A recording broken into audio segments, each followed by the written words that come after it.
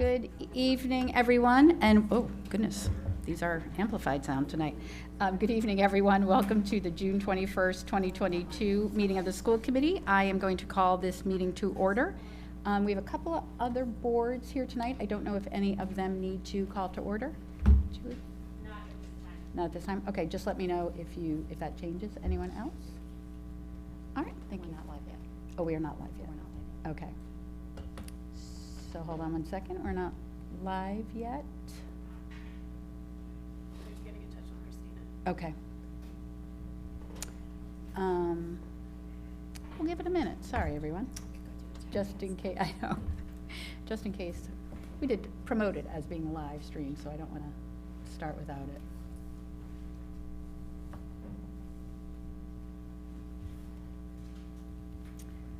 I guess while we're waiting, I'll actually acknowledge that tonight is Dr. Maestas' last school committee meeting with us.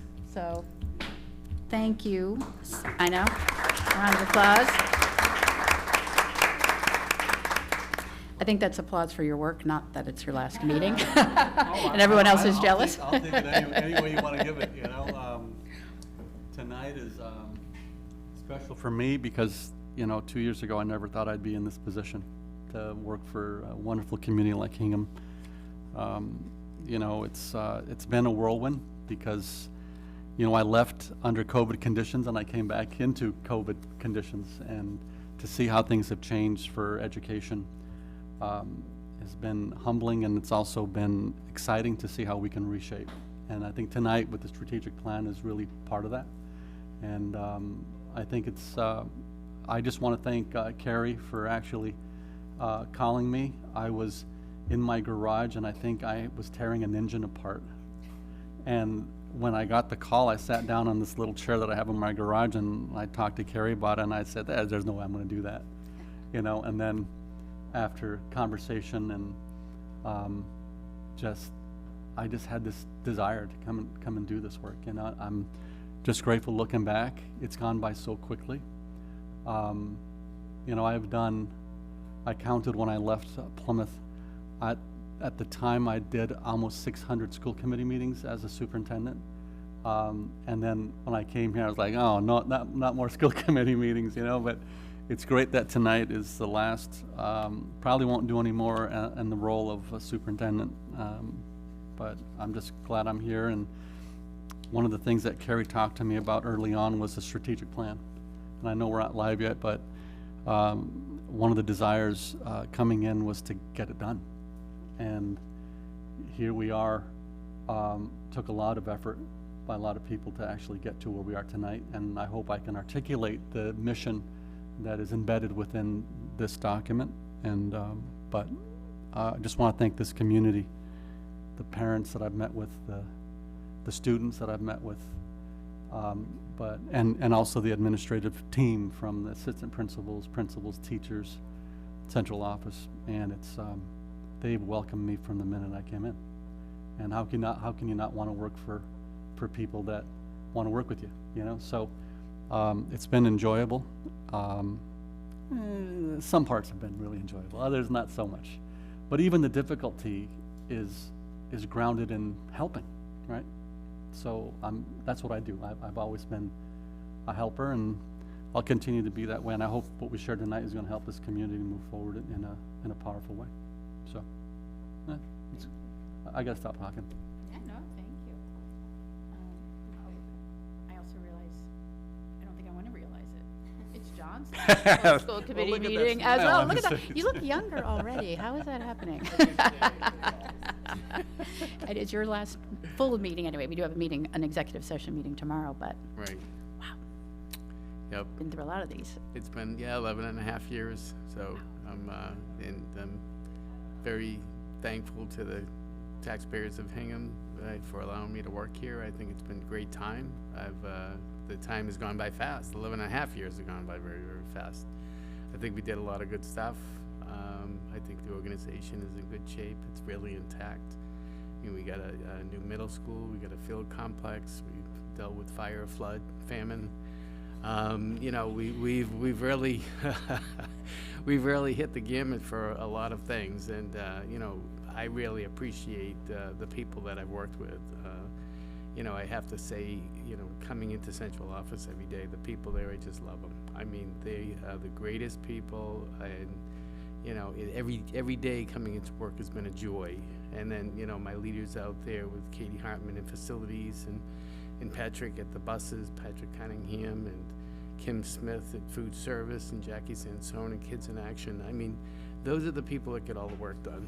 And, you know, I'm just a support structure there for them. We talk, we strategize, we try to communicate, we try to put the essence of what the situations are out there, and, you know, just bring them to the committee and you know, keep on going forward. So I've always, I feel, you know, I've always looked for productive use of our money for the taxpayer of Hingham.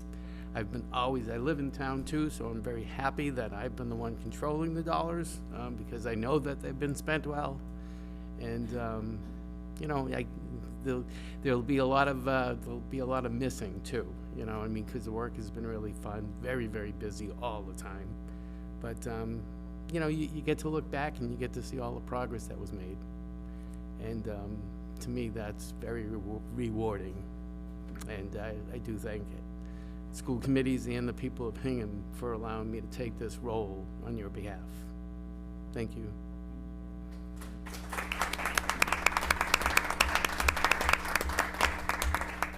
We will certainly miss both of you. It is very nice tonight that we do have we have a lot of guests in the audience, but we also have two special guests. Our incoming superintendent, Dr. Margaret Adams, is here joining us. Thank you so much for being here, Margaret, and welcome to almost your official start time. A couple more days. And Aisha Opong is here as well. She is the new Director of Business Services. So Aisha, thank you for being here and for coming back to the district to help fill in John's footsteps and keep leading the district forward. We really appreciate it. How are we doing? We're live? Okay. All right. Well, good. I'm glad that some of that got caught. People were able to see that. All right. I've called to order, and our first, Ray Estes promises this to be a quick, relatively quick item on the agenda, to hear proprietary specifications for the Foster School project and act as appropriate. Ray, would you like to come on up to the microphone and fill the committee in? Thank you for being here. Thank you, Madam Chairperson. Got to get used to saying the new words. Ray Estes, 92 Fort Hill Street for the School Building Committee. Let me just first say briefly, Dr. Estes, it's been my great pleasure to get to know you and work with you over the past year, and I wish you well, and thank you for coming in when we needed some help. And John, what can I say? 11 years with you, and I still have your cell phone, and I know where you live in Brewster. So, thank you for everything. It's been a great pleasure. So very briefly, as you know, the Foster School project is going to be conducted as a public construction project. Public construction projects in Massachusetts require a certain procurement process.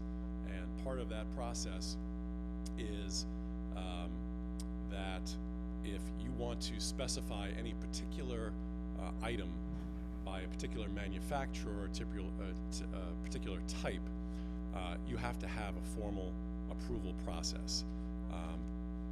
Normally, and if you think about an example, like if you were going to hire a contractor and put windows in your house, and you didn't specify a particular brand of windows, and the contractor just came up with a few different kinds, an Anderson, a Marvin, or Pella, right?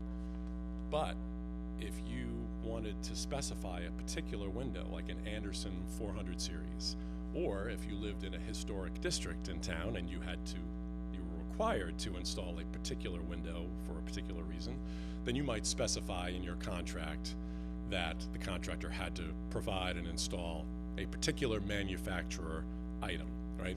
So that's why we're here this evening. There are 4 items that the School Building Committee and the design team working with us has identified as what we call proprietary specifications, which require formal approval. These are security and access related items that we reviewed with the security team in town, facilities, police, fire, as well as the school facilities group. These are 4 items, including for access control, video management, public entrance, intercom systems, and door lock cylinders. These are essentially for 2 reasons. One, to provide consistency among the 6 schools in the district, and also to provide some consistency with public safety in town who use some of the same systems. So we felt that it was necessary. We identified those early in the process. The school building committee met last week, and on the 15th, we voted unanimously to approve these proprietary specifications. The MSBA likes to have an elected board do so, and as we did with the middle school 10 years ago, not only did the school building committee approve, but the school committee also took a vote and approved those specifications. So I'm here before you to ask for you to approve those proprietary items for inclusion for submission to the MSBA with our submission that's going in about within the week. Thank you very much for that explanation. The list of items and the rationale is also in the packet for the school committee. Any school committee members have any questions for Mr. Estes? Mr. Estes, but I just want to quickly mention that we're getting a comment. It's hard to hear the mic, that specific mic. Oh, the guest mic? Okay. The guest mic. Thank you. Thank you. I've never been told I'm hard to hear. I was going to say, I've not been heard that Hard to myself. hear Ray talk. So no questions from anyone on the committee? All right, then I would accept a motion if someone is prepared to make one. I will make a motion to approve the following proprietary items to be included in the Foster Elementary project specifications to meet the district's operation and security needs: access control management system, video management system, exterior intercom system, and the hardware keying system. Do I have a second? I will second. Fantastic. All in favor? Aye. Any opposed? The ayes have it. Thank you.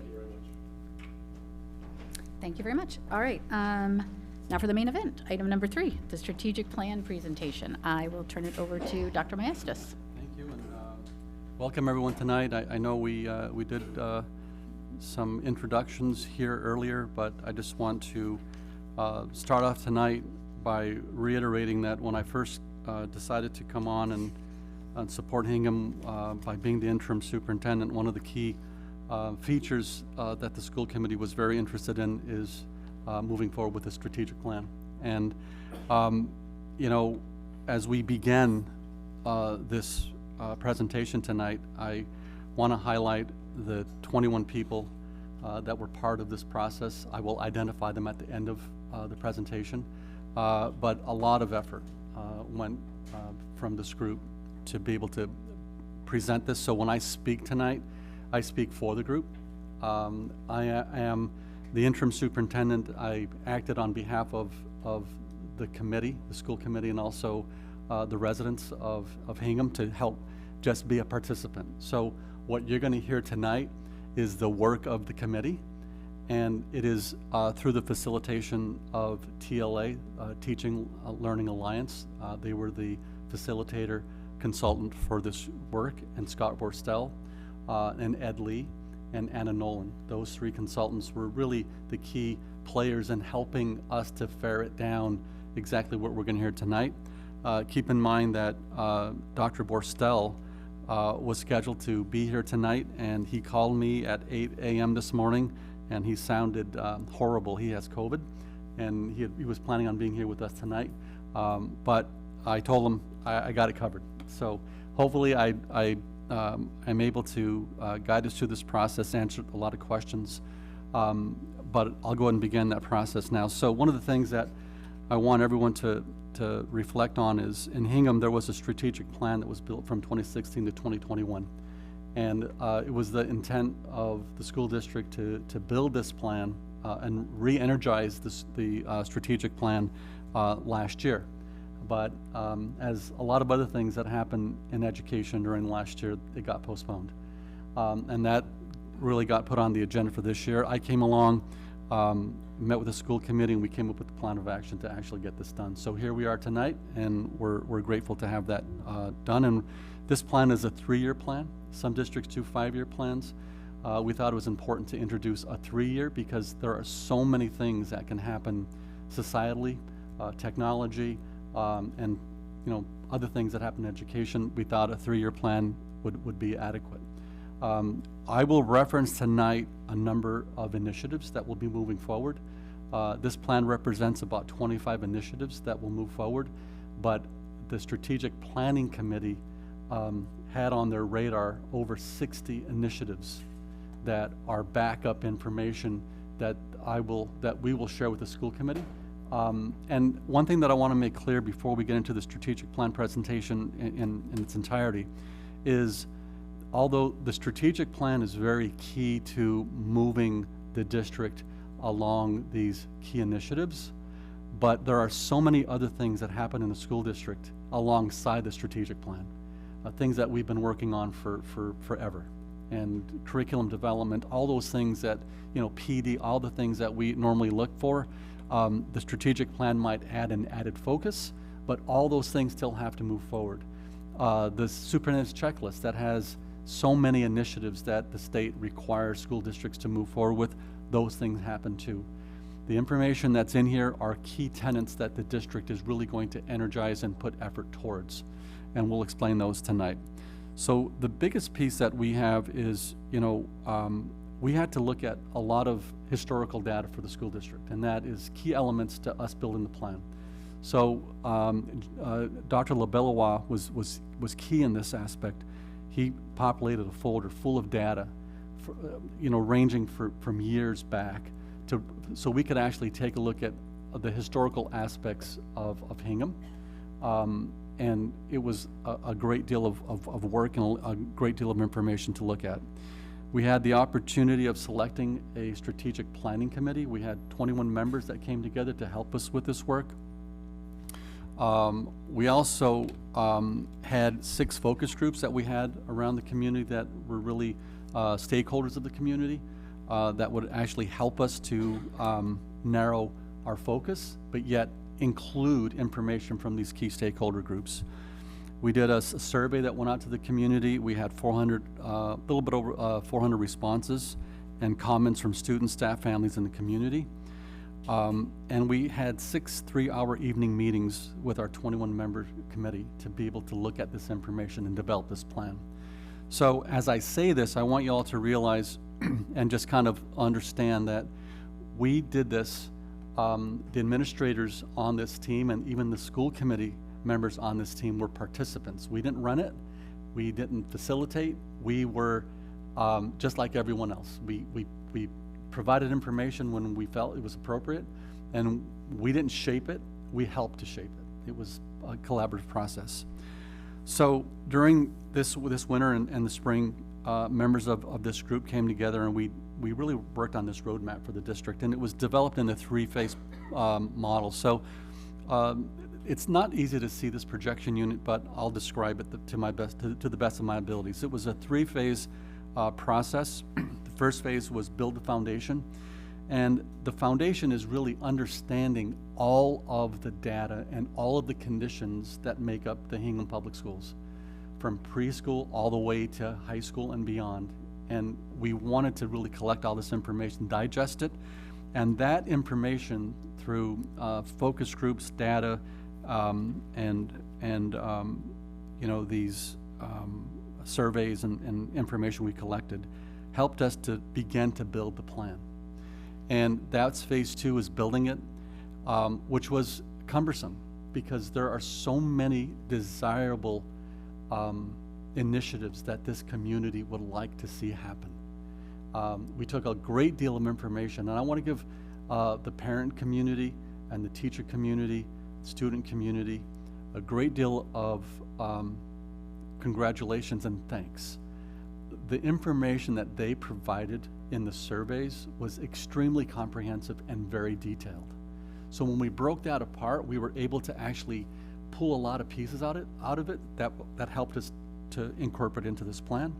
And then phase 3 is really looking at the implementation of the plan. And that is what that the school district will do moving forward, is the implementation. And the strategic plan in itself has a timeline of when different initiatives will happen. So we won't talk about that tonight, but if you look at the strategic plan in its entirety, it'll have benchmarks of when these initiatives will actually start to roll out. One of the things that we were really careful in this process is not overloading and not trying to do too much too soon. I'm very concerned that, we have new administration in the district, we have a new superintendent that is, she's a worker bee, that's what Margaret is. And Margaret will probably try to do more than what we have phased, but one of the things that we wanted to do is make sure that we parse the development of some of these pieces throughout time. The timing is in the strategic plan document in itself. I won't review that tonight, but one of the things that's very exciting to us is, and again, this is completely collaborative. This isn't the interim superintendent coming up with these great words or great themes to put on paper. This is the new mission statement that we're recommending moving forward, and the mission statement reads, together with students, staff, families, and community, we cultivate an equitable, inclusive, innovative learning environment that empowers all students to contribute to their local and global community. Now keep in mind, we went over this for a couple of hours, maybe longer, to try to shape it and craft it. We put it up for everyone to look at. We thought we had agreement, came back the next meeting, we still had to shape it. But this is a collective mission statement that was brought forward to the school committee tonight by our team. The next, oh boy, I was afraid of this. My laptop is freaking out. Well, you know what? It's hard to read anyway. So is it all right if I just read from the handouts? I mean, I can try to reset that, but it looks like my computer just shut down. I can try to restart it.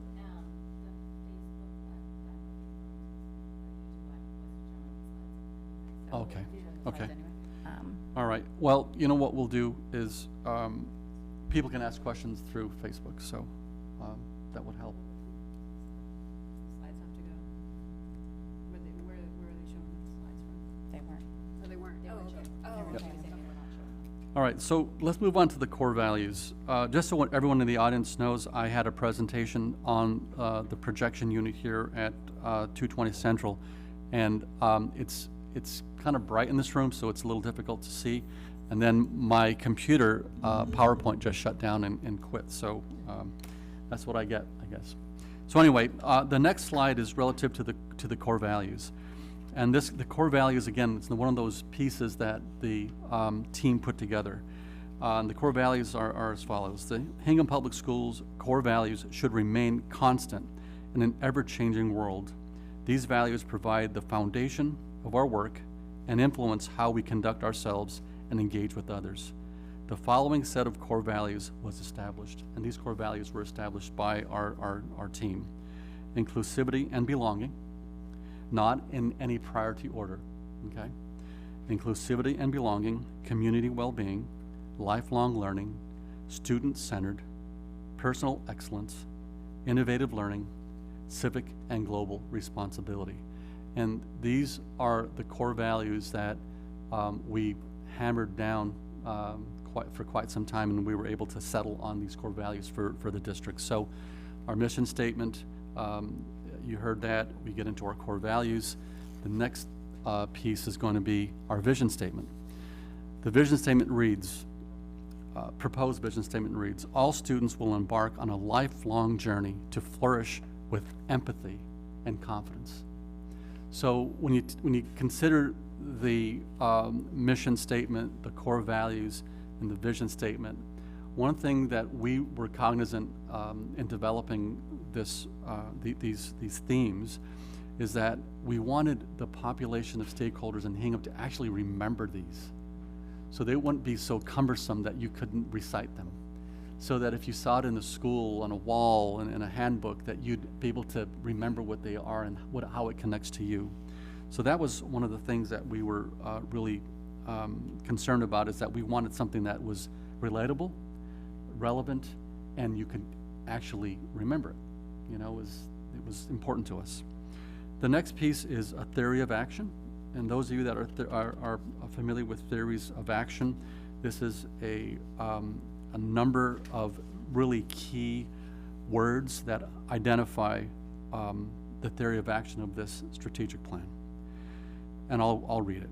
Through effective collaboration, two-way communication to ensure an inclusive culture and a sense of belonging, aligned, high-quality pre-K through 12 curriculum, innovative research-based practices, data-informed instruction, and strong leadership, equitable and inclusive environments, funding to provide effective, safe, and modern facilities, and a system of resources and support to ensure consistency in leadership and a diverse staff that reflects the student, we will cultivate an equitable, inclusive, innovative learning environment that empowers all students to contribute to the local and global community. So that is the theory of action as an entirety for the strategic plan. So that's, again, our consultants helped us to actually narrow that down and provide a really inclusive theory of action. So let's get into our strategic objectives. We are considering, as we develop the strategic plan on a presented, for lack of a better word, presentable format. We're going to take the plan that you see here tonight, and TLA, the consultant, send it to a desktop publisher. And we're thinking that the spokes that we recite tonight will be spokes on a captain's wheel, and that will actually be the overarching kind of graphic. So when you take a look at the PowerPoint tonight, you'll notice that there's a captain's wheel on all of these slides that actually demonstrate that those are the keys to the hub of this wheel. So the first spoke on our strategic objective is culture of collaboration and community. And the strategic objective is create partnerships between home, school, and community through effective two-way communication to ensure an inclusive culture and a sense of belonging. So that's the objective, the overarching objective. We developed initiatives that actually support that objective. So each one of the 5 spokes that we'll talk about tonight have a strategic objective, and we'll have a number of initiatives that the district will engage in over the next 3 years to actually help meet this objective. So those strategic initiatives are as follows. Strategic Initiative 1, develop a district-wide communication community engagement plan, including home, school partnerships to support teaching and learning, protocol, chain of command, and model for two-way communication, website enhancements for communication purposes, consistent format from school district and district newsletters.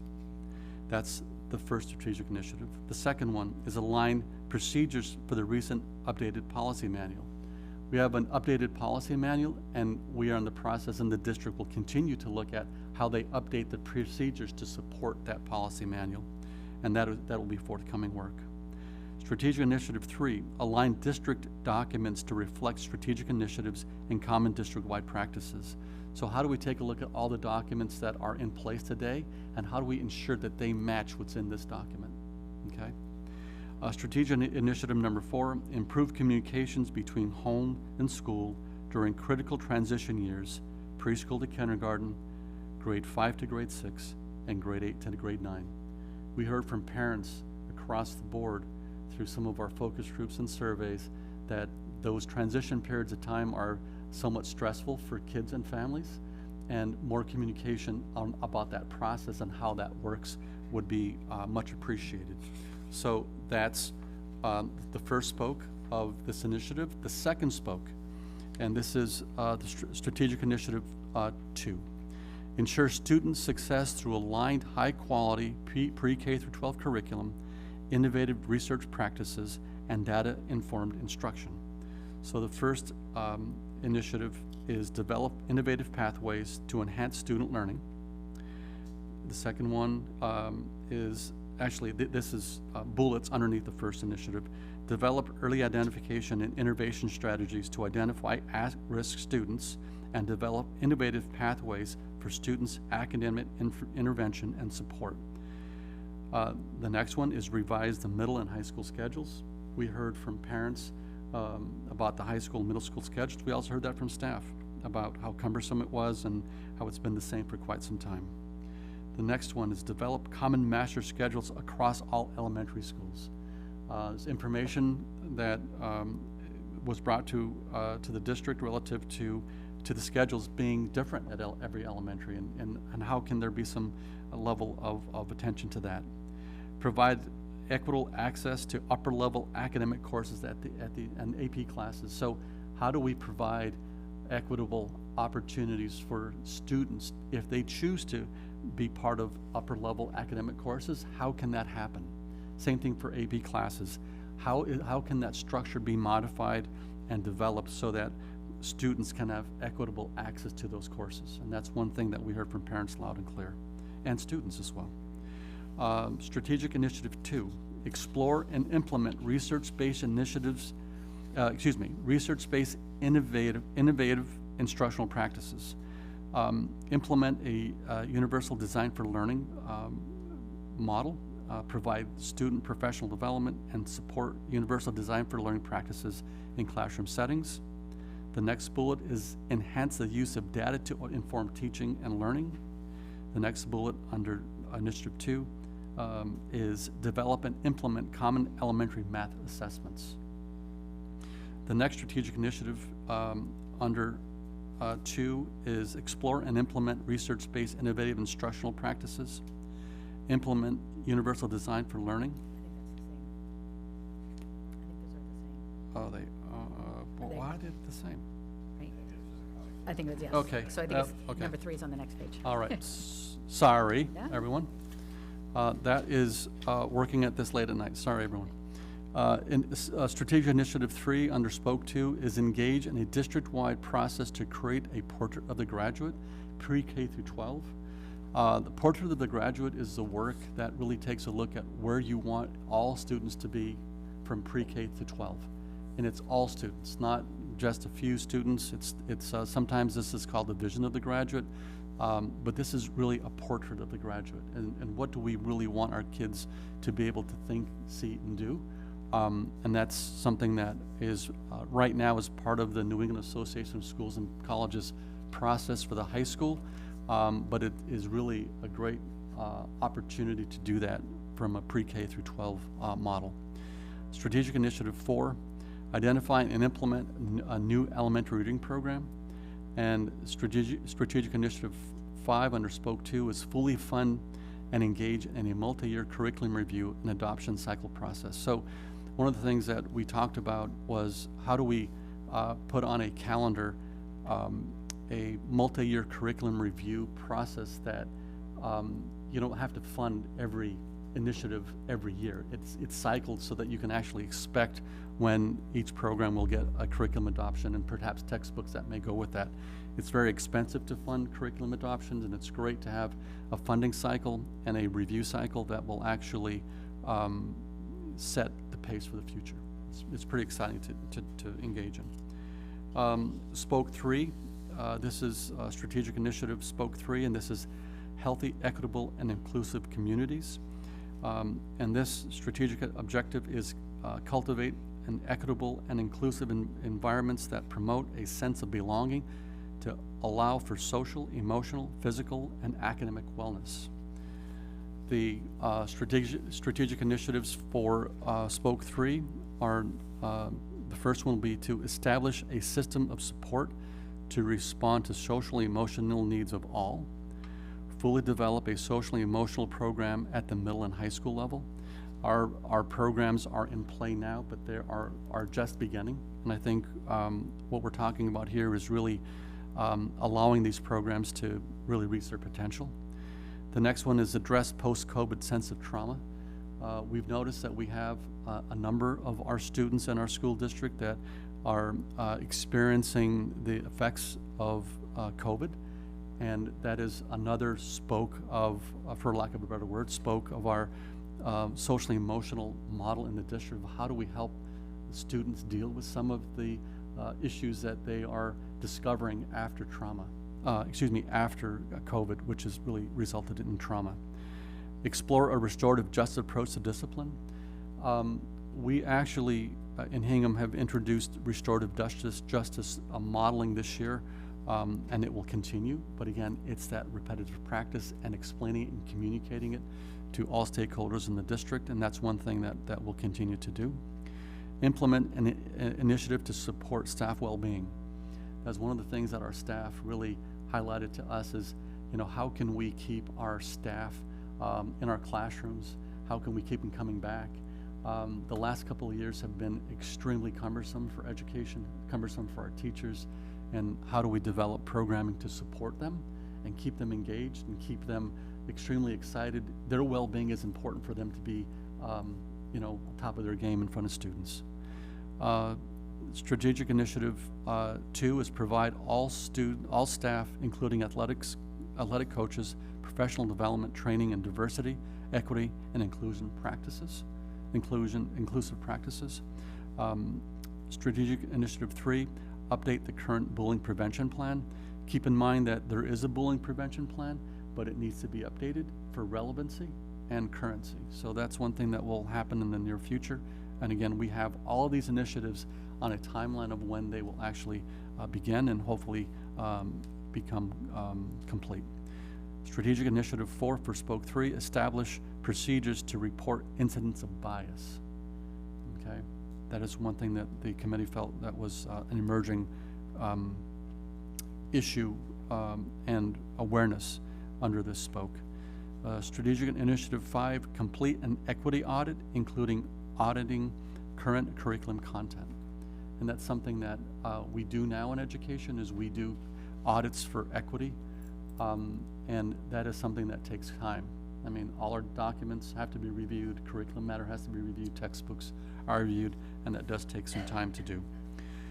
The next spoke is capital and finance, and that's relative to allocating funding to provide effective, safe, and modern facilities and adequate resources to enhance the student experience. And the strategic initiatives around that is one, which is, again, I think this came up across the board. We did an exercise to actually see which initiatives rose to the top, and the foster school funding was at the top, and that was consistent across the board. So the number one strategic initiative is to support the implementation of the foster school building project with the Massachusetts School Building Authority. So that's a big one. Strategic initiative 2 is identify a benchmark for appropriate per pupil expenditure. And that is something that I know the school department has discussed for quite some time, is what is the appropriate funding structure that should be in place to actually support the education structure that Hingham desires for its students. And that's something that I think will be worked on for the years ahead, but a lot of support and communication around what the adequate education model looks like in Hingham needs to take place, and that's part of our communication of the district. Strategic initiative 3 is develop a technology plan to address technology infrastructure, vision, and needs. I think during COVID, we've all realized that technology in school districts were really pushed to its limits, from all the way from infrastructure to end user devices. What does that look like for the next 3 years? And I think Dr. Adams has already thought about a process to begin this work, but the district, I imagine in the next year and a half, will probably be bringing a technology plan to the school committee table for its approval that will actually lay out the benchmarks necessary to achieve what a technology plan should do to help the district succeed in this area. Strategic initiative 4, address various needs related to facilities and space. And that's a constant, right? One of the things that I hear from our parents is, this building needs some work, we need some groundwork, we need some facility upgrades. We've talked a lot about the high school and the health and wellness complex that there's motivation to have that built. But how do we address the needs across the district? The next bullet under this is to complete a district-wide space needs study to address space issues to meet needs of students programming relative to traces, special education, and electives. The Traces program is an off-campus program that supports the trades, and that is in a rented facility off campus. It's actually in Weymouth, and it's a program that we run, and we actually transport students to that program. And there's a strong desire to actually bring that program back into the district. They're all the students of the district. We just transport them out. The next one is to develop a 5-year capital budget plan. I know John has done yeoman's work over the years trying to put all of our capital needs on the radar for the school district and for the town. There's direction that how can we do that for a 5-year period of time. I know John probably has excuse me 5 years of information in his head tonight of what he'd like to see capital wise in the district, but there's a desire to have that done moving forward. Strategic Initiative 5 is to investigate alternative program options to meet the needs of all students, and this is relative to vocational education. We heard this from parents and we heard it from students about opportunities for students to become involved in regional vocational programming. Right now, in order to be accepted into a regional program, you have to go on a waiting list. Hingham is not associated with any regional vocational schools. We are not a partner, and in order to become a partner, it's a very arduous process. I've talked to the director of South Shore Vocational, and it is at the best, a 2 to 3 year process to even get admitted if you can jump through the hoops to get admitted. So that's one of the strategic initiatives under this area. Strategic Initiative 6 is to develop and implement a plan to fully fund a full-day kindergarten program. Right now in the Commonwealth of Massachusetts, there are a handful of school districts that do not offer free full-day kindergarten. Hingham is one of the school districts that requires parents to pay students to be part of that. We do offer some assistance for students that are families that are economically challenged, but for the most part, they pay tuition to be part of a full-day K. So there is a desire to look at a model, a plan to actually help to fully fund that program. Sure, go right ahead. Through YouTube, that they're asking for the document, and we can make this available online later tonight for them to look at. It will be. Okay. And actually, we can actually share both of these documents. Great, thank you. Yeah. The next one is the last one, which is Spoke 5. It's relative to human resources and leadership. The strategic objective is recruit, develop, and empower a diverse staff to lead courageously in teaching and learning. And the initiatives for this spoke are recruit and retain a diverse workforce. Strategic Initiative 2 is design a mentoring program to support leaders and establish an internal leadership program for aspiring leaders. Now keep in mind, we do have a mentoring program for teachers, but we're looking at supporting leaders. I think you all see that we have 3 new principals in the district. We have a new business administrator. We have a new assistant superintendent. We have a new superintendent.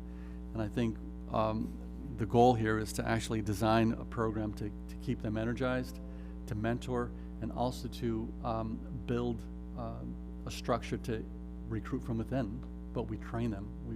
We want to get them some level of experience doing that for aspiring leaders.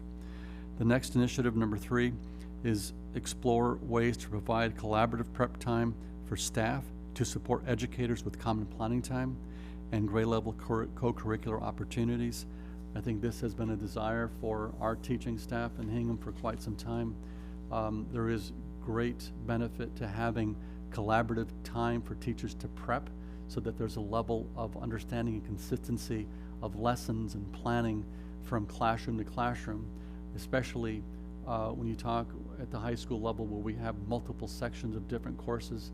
We want to ensure that there's a level of consistency of curriculum and how, not necessarily how they teach, but the resources that we're using.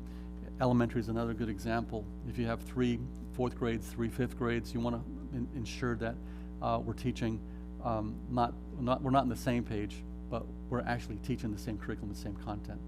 And that comes in with a lot of orchestration and planning for teachers, and that's something that takes a great deal of time, and that's what the teachers are really looking at how that can happen. Strategic Initiative 4 is expand recruitment opportunities through revise, update job description, responsibility for administrators, establishing college relationships for job fairs, establish relationship with colleges to actually work with colleges that have teacher prep programs and actually bring some of those teachers to start doing their prep work in district. Job fairs and use student teachers, and that's part of that college relationship. Creating a structure for online electronic application process. We do have an electronic application process, but again, it's one of those things that we need to enhance that. There is an electronic process, but I think it can be enhanced. Develop a standardized hiring process for open positions. Again, that's part of HR, and again, we have a relatively new human resources director, and I think some of these initiatives will be part of that department's work in the future. As we get to the next page, I want to highlight the participants that were part of this. You know, Dr. Adams, she's here tonight, and I'm grateful that she took the time to be part of the strategic planning team. I believe that Margaret made pretty much every single meeting. I think the last one she was not able to make because she was running a hiring committee next door. Dr. Labilawa was part of this, Dr. Venice, Ms. Nee, Liza O'Reilly, she's actually here tonight. Thank you, Liza, for coming. Ines Carenti, school committee member, Rick Swanson, high school principal, Greg Lamoth, Melissa Smith, assistant principal, Katie Roberts, department director. We had Danielle Wetmore, she was part of the special education administration team, department guidance. We had Joanne Bellis, department coordinator. We had Joanne Bellis, Nancy Busey, grade 1 teacher, Christina O'Connor, social studies teacher. We had Melissa Goldman, specialist teacher, June Gustafson, she's the Hingham Education Association president. We had Ann Matthews, a parent. We had Allison Anderson, back when she was just a parent. Douglas Beck, he's a parent, former parent and community member at large. We had Ruby Fernandez, and we had Max Moyardis as a student. So that was a team that actually put this together. And one of the things that we added to the strategic plan that you didn't see in the last strategic plan is a page that identifies key terms within the strategic plan, because there are a number of terms within that plan that can be somewhat cumbersome to really articulate or even explain. So we actually put some key terms in there. A lot of educational jargon that we use in education. This last page will kind of break some of that down. And then the last part of the plan that I want to share with everyone is how the plan comes alive. So this plan is initially approved by the school committee, and once it's approved by school committee, then it becomes part of the leadership operation, in the sense that the superintendent and the leadership will develop their goals on how they operate in the conditions that they work in the capacity of our schools, and they'll use the strategic plan to actually do that. So they'll break the strategic plan down. They'll pull things out of the plan that really fit with their departments around the timing of when they fit, and they'll actually build them into their goals. This will then be shared. The strategic plan will be shared with school councils. Will be shared with the entire community, but school councils actually help the principal to develop the school improvement plan by school. So the strategic plan will then be broken down by the school councils. They'll see what's relevant, how they can build those goals into their school improvement plans for the year to come, and that will be part of that process. School improvement plans actually are brought to the school committee, and it's heard by the school committee. And that's another way of actually ensuring that there's consistency on implementation, that we're keeping in touch with the strategic plan. So the plan just doesn't sit on a shelf and it's a document. We want it to be a live working document. And the last piece of the strategic plan, development and implementation is really how does this translate to the classroom? And one of the things that we work on with teachers on a yearly basis is establishing goals. So how do our principals, coordinators, directors, when they sit down and develop goals at the teacher level, how do they take elements of the strategic plan, the school improvement plan, the goals that are embedded within other areas of the school and actually built into individual goals for staff? So it becomes a cyclical process, and that's a constant review on how we can all be working on the same goals on a yearly basis. One of the things that I want to add is it's really important to keep in mind that we had over 60 initiatives that were brought to the table. We actually, as a team, ranked them. So everyone got a ranking opportunity, and these initiatives were ranked so that we could actually see what bubbled to the top and what became the highest priority in the district. The strategic initiatives that I reviewed tonight, there are 25. Those 25 are what's moving forward. Keep in mind that the other initiatives that did not appear on the list tonight will always be on the radar of the district and will actually be reintegrated most likely in year 3 when this plan gets reviewed. So on year 3, this plan will then be reviewed and then updated. But keep in mind, the way the process works for a strategic plan, and I know Superintendent Adams is going to probably put this on our calendar for May or April or early June, depending on the school committee and what their desire is. But typically a school superintendent will report to the school committee the progress that they have made as a district on the strategic plan. And at that point, it'll be a report on exactly what initiatives have been started, what have been complete, what are in process, and what has changed in the district to actually reflect that with evidence. So that will happen on a yearly basis. One of the things that I also want to remind everyone is on the strategic plan, there is a timeline, but keep in mind every year when that strategic plan is brought to the school committee, the superintendent may recommend a change of moving a strategic initiative up or moving it back based on all the development of key components that are necessary for an initiative to actually be successful. So a strategic plan that we're presenting tonight has 3 years in it. There are 3 specific years. It'll take us to 2025, but keep in mind there are 5 key spokes that are strategic objectives that are grounded by strategic initiatives. What the district will be working on tirelessly for the next 3 years, along with everything else that it takes to run a district, of 25 different strategic initiatives that were presented tonight. I will tell you that our group was extremely involved, and I'm very, very proud of the work that they were able to do. And I will tell you, it's great to be in a strategic initiative, planning initiative like we were part of from a superintendent's position, because I was able to participate and not lead. And that is one thing that I found very helpful, and it was nice to be part of that process. So at this point, I'd like to open up to questions and any clarifying points that people would like to ask. And I know some of the members of the strategic planning team are here tonight. I don't know if I put them on the spot, but most of them that are here don't really shy away from microphones. So if they would like to add any observations, components to it, I would through the chair, welcome that. Thank you very much, Dr. Mastis, and to the entire who's who of Hingham Public Schools who participated in the strategic plan process. This is an excellent roadmap for the next 3 years. I think the timing could not be better coming out of COVID with our new superintendent starting, new business director, all the leadership changes.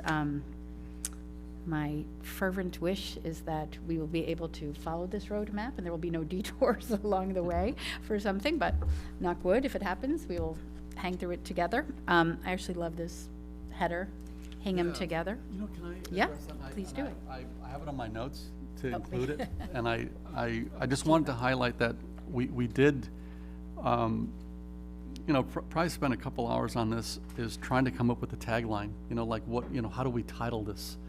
And the strategic plan cover has a title, and it's strategic plan 2022 to 2025.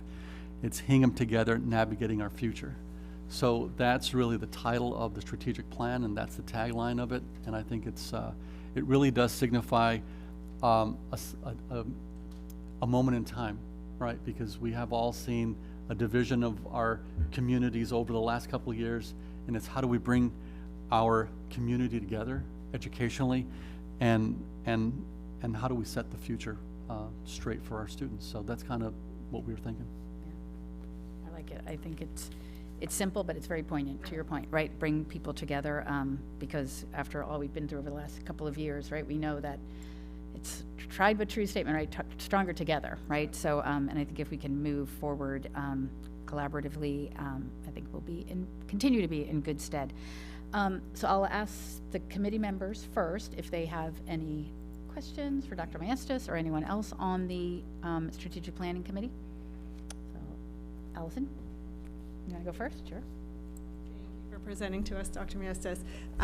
One of the themes that was prevalent throughout the discussion was communication, and you mentioned that we'll have a report on a yearly basis on the initiatives and where they stand.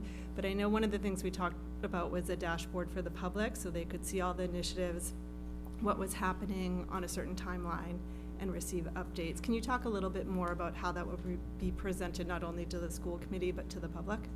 You know, one of the things that, as you all know, we have a new communications staff member in the district, and I think one of the exciting pieces is she's extremely excited to be able to communicate in different ways. And I think when we take a look at the strategic plan and all the benchmarks, I think it would be really important for the district to communicate what those benchmarks mean by year, right? Because every spoke has benchmarks and they have a year next to it. So we probably want to break those out first, and that dashboard will actually look at initiatives by year and how do we communicate that. And one of the things that might help Heather to really communicate that to the community is almost put a scale from 0 to 5, of 0 being not complete, 5 being complete, and where do we stand in that realm of completion. And also a caveat that some of these are cyclical and they might never be complete, right? So maybe some graphics that will actually explain that. And I think that would be the exciting piece, to sit down and maybe even some of the school committee members that are interested might want to sit down with Margaret and with Heather and kind of just see what that looks like, so that we can better inform the community on how are we doing around strategic planning initiatives to keep us true in a sense, right? Because we want to keep that constant gauge of where we're going. You know, it's really difficult from our superintendent's perspective to go all year long and not really have an opportunity to give an update on how the strategic plan is going, because there's so many things that fill up the agenda. In my former district, I would give little updates in my superintendent's report, and that may be something that Superintendent Adams may want to consider in the future is, you know, when something benchmark opportunity has been completed on the strategic plan, how do we communicate that? And how does that get shared with the community? But I think the dashboard concept, we realized that was so vital, especially during COVID, to our constituents in the community that really wanted to see how we were doing, really with just COVID numbers.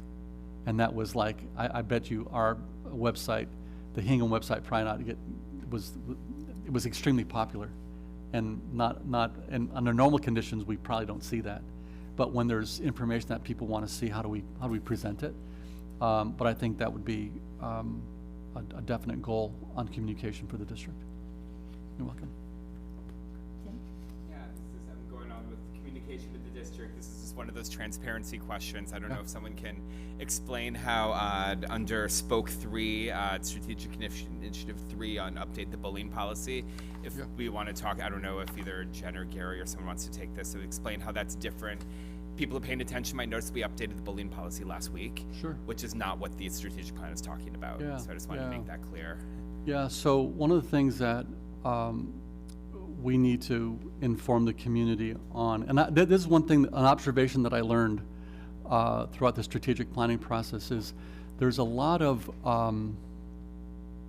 misunderstanding in the community that we may or may not do certain things. We have a lot of things that people think we don't have. We have a lot of things in play that aren't communicated well. So I think one of the things that we have to do is do a good job doing that. And I think Ally's question about the strategic plan and benchmarking and how do we explain that is important. But when you take a look at the bullying prevention plan, that is a school operational piece on how schools respond and deal with bullying in schools. Now, Hingham needs to update that. That's different than the policy. This is procedure in the schools. And that's one of the things that the school committee has been very committed to, is updating their policy manual, which has been done. And I know Jen is tirelessly working on it every time we make a revision. But how do the procedures that our administration and staff rely on, are those procedures aligned with policy, and are they aligned with recommended and good practice for Hingham? So that process is crucial, because our principals have to interpret that and act. So that's one of the things that we're really looking forward to doing, or the school department is really looking forward to doing. We have completed a crosswalk. Keep in mind, we had a policy handbook for the district. We had procedures that aligned with it. The procedures are sometimes more complex than the policy, because it's step by step by step. It could be 2-3 pages of a procedure for, a 5-line policy. So that project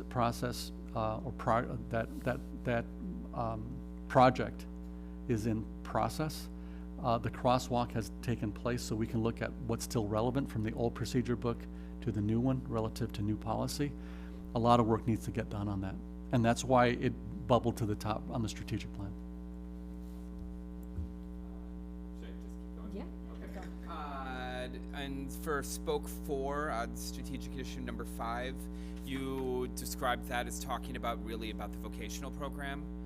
Could we, especially as we're looking at sort of the trauma of COVID and all of that, is it written to be specifically about vocational, or could we think about a behavioral or therapeutic program, or, okay. I think it's really overarching to identify programming that really supports the needs of the school district, of the students. The scope of that, Yeah, and I think it's big picture, because I think vocational was the easy relational program, because you can automatically see that some of our students just don't have those opportunities. That's with vocational. Now let's break it apart and look at other programs. So I think that's more overarching global district opposed to just one program. Awesome. You're welcome. And my last question is for Michelle, so I'll give you a break. Process-wise, does the school committee have to take a vote to approve this? Do we do that after just wondering what the process is from this point? We will have to take a vote to approve the strategic plan. Just so folks know, this is our first hearing of the strategic plan, and we received it today for the first time. So we'll have some time to, I think, absorb it, ask questions. I think probably talk to Dr. Adams to just see if she has any last minute fine tuning to make to it, anything she wants to adjust, and then vote on it. So I would guess, maybe not at our next meeting, but maybe 2 meetings from now, probably our August. We'll talk about our schedule later, but I think we'll have 1 meeting in July, and then maybe that first meeting in August, I think would be the right timing for that. Matt. So I have a couple quick questions. So process-wise for the creation of the strategic plan, I feel like midway through the year, we said it might have been like slightly truncated. Do we follow a normal process? Or is there ever a time when we would get increased input from other stakeholders besides the subcommittee and the, or whatever we call them, and the survey? A valid question. When you take a look at the strategic plan process, the timeline, the amount of meetings that we had, the opportunities that were sent out are they resemble pretty much, 6 or 7 plans that I'm familiar with that I've actually worked on. So I think there's a great alignment between what other school districts have done to get their plans in shape and what this looks like. I think one of the things that we were somewhat disappointed on the focus group participation, and we didn't get the numbers that we thought we would get. But one of the things that we realized is by looking at the data that we had and the very detailed parent responses on the survey, there was so much alignment between the data and what the parents were telling us. It really compounded with what the strategic listening sessions did for us. So I think that triangulation really brought a lot of validity to some of the concerns that people were bringing forward. So, I've been part of some of these strategic planning initiatives that have a high return rate on surveys. I've been part of one that has had up to 1,500 respondents. I've been part of some that have 300. I've been part of some that when you go to a parent focus group, 2 people show, and others where you get 25. It really, it's tough to gauge how we could have done it better. But I think to your point, Matt, it's tough. I think people are spent when it comes to going to meetings and joining online opportunities, and we toyed with the fact of maybe doing some of the strategic planning meetings online, and we said, you know what, no, let's do it live. And maybe if we would have done some of the focus groups on Zoom, we might have gotten more people, but we decided to do it live. Thank you. I am interested, it sounds like we'll get the list of initiatives that didn't make the cut. Yeah. I was surprised we didn't see, and again, I read through this quickly this afternoon. I don't think the words learning loss applied in here, and this is just a 3-year plan. I was surprised, it was that on the chopping block, and I know it's kind of embedded probably loosely in some of these sub-initiatives. I was also a little bit surprised that I didn't feel like, again, loosely special education got called on a little bit. Can you talk about, either of those 2, or, what was on the chopping block and, top 3 initiatives that didn't make it? I think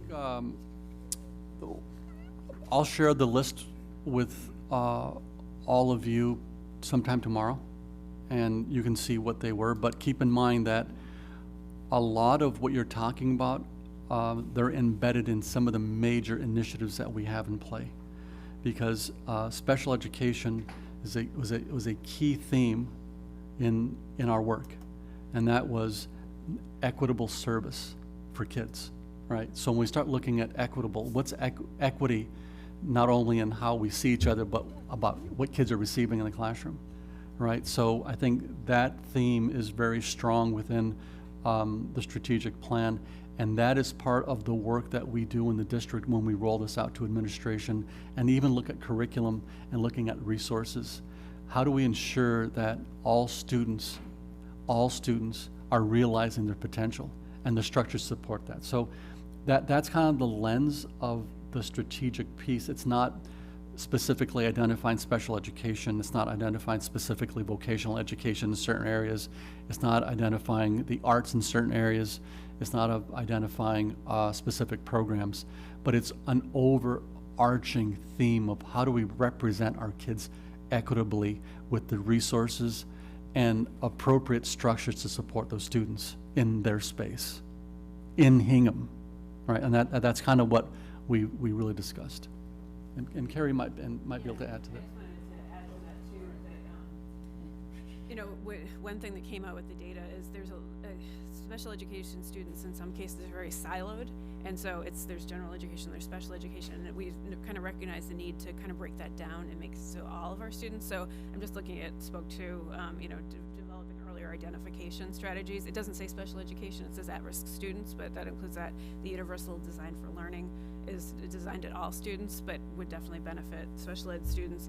And then, you know, explore and implement research-based innovative instructional practices. All of that applies to everybody. And so, but I mean, special education came through in every single one of the spokes, including communication and all that. So. Yeah. And I think to follow up on that, I think the work coming forward when school improvement plans are brought to the table, that's when we have to look at some of the specific details on what schools are doing individually to help shape some of those issues, right? So I think the work of the district is to really ensure that everyone is looking at the strategic plan with the right lens and ensure that those initiatives are consistent across all levels. But I think your point is well taken, is how do we communicate how certain key phrases mean all programming, not just one, right? Okay, that's very helpful. Final question,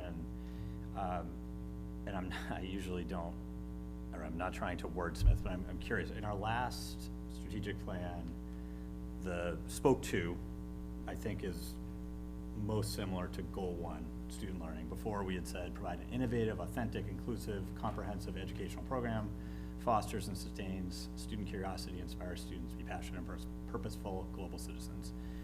And here we've cut it down, maybe that was the consultant, but to be culturally responsive teaching and learning. I just am curious, I don't really know what culturally responsive means. Again, I'm not trying to be, there were a lot of good words in the last one. Does that sort of capture all of that, or am I just not thinking about that correctly? What I have to, I can't recall the conversation that it took to get to this spoke. Each one of these spokes was like a debate, right? And we came to some level of consensus. I think culturally responsive was just having an overarching understanding that we have to be responsive to all backgrounds that come into our community. And I think that was the theme that I might even add, one of our student participants was extremely adamant about, is that we had that as an awareness point, and it led with that. So I think, I don't remember the discussion, I just know it was somewhat charged. And again, the consultant tried to steer us to a place of, of comfort. And I think that's where we were. And I'm not sure if anyone on the committee would like to add to that, but.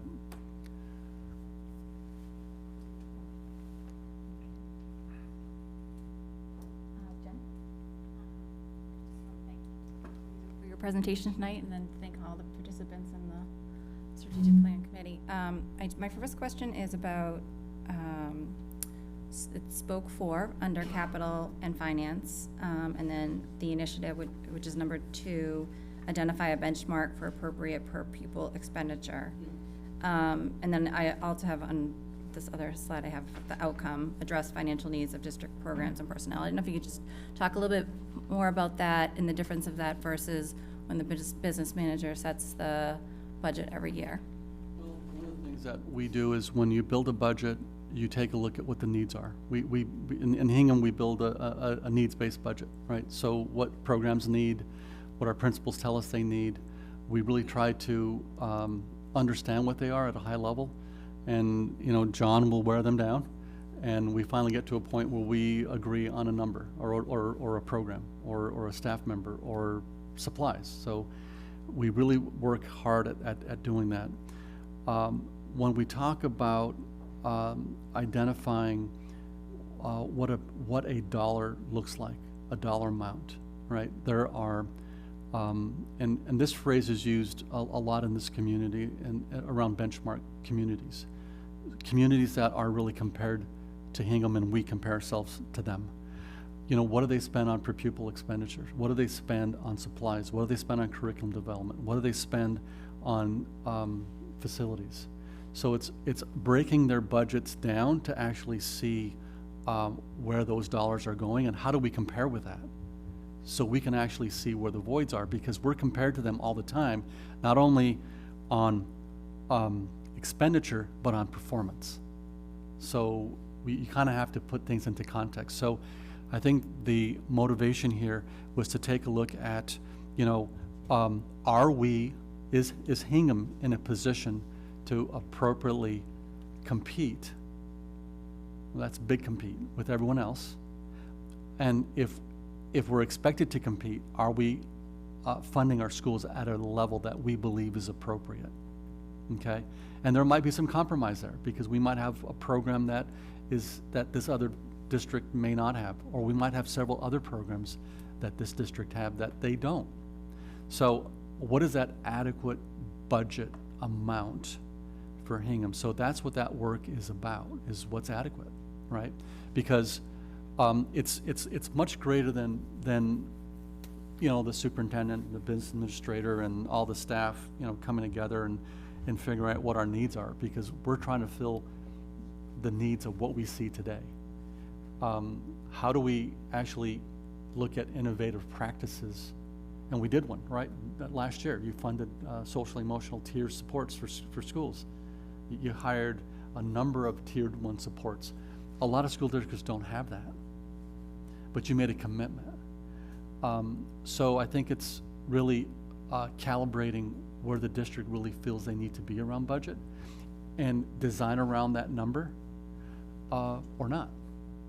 So you figure out what your real needs are based on what you really want to see happening in your district, or you continue to build a needs-based budget. And Hingham has built a needs-based budget. The needs have changed. You saw that last year. I mean, you added a lot of positions last year, but it was for a need, specific need. I know there will be needs that come up within the strategic plan, and that's why it's important to have a benchmarking date so that the budget can build around those initiatives. For example, we talked about the curriculum adoption calendar, the cycle. Each year of that adoption, there's a dollar amount for every column, every year. So that has to get built in, right? We do it now, but it needs to be long-term strategic, like for the next 3 years, 4 years, 5 years, 6 years. Of course, the economy changes, dollar amounts won't change. I mean, the dollar amounts will change, but we gotta plan for that. And the last question was something else? Nope, that answered it. Okay. And I just to let the chair know that I do have a list of questions here from the community once the committee is done with their questions. That's to do with. Yes, I want to piggyback off of what Tim had brought up, the procedures handbook and bullying procedures. Getting into that, I know that the administration, the principals have been working on it. We're going to go through this strategic plan and approve it in a couple more meetings, but I don't want to lose any time. And I'm wondering if you have needs, like if we were to get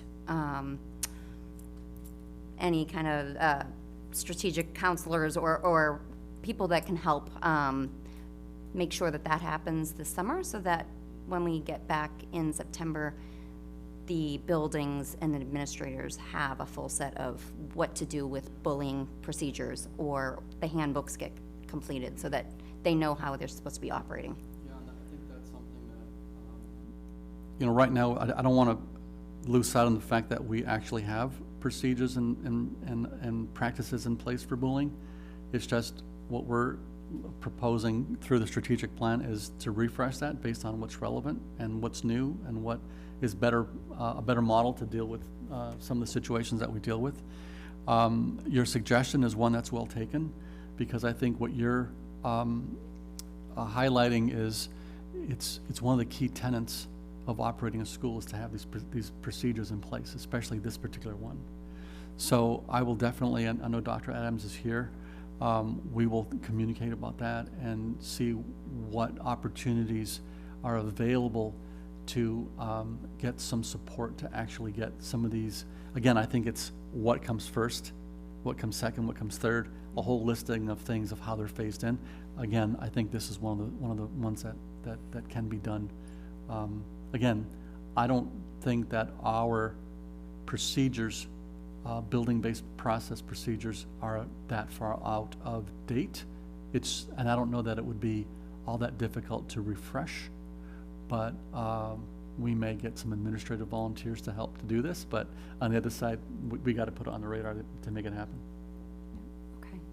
And then the social emotional needs, address the post-COVID trauma. I know that we've got some counselors that have been added in the budget, and I think John's going to give us an update on 23. So hopefully that's being addressed so that we can help the kids' needs there. But, you know, anything that we can do to get a jump start on that so that we can, again, be ready for September when they come back. Yeah, I think it's important for the community to understand a little bit about what's behind your comment, Ness. You know, our kids, you don't see it every day. You know, I don't think you see what they've been through during COVID. I think we, our adults, have been somewhat tempered, and we can get through things.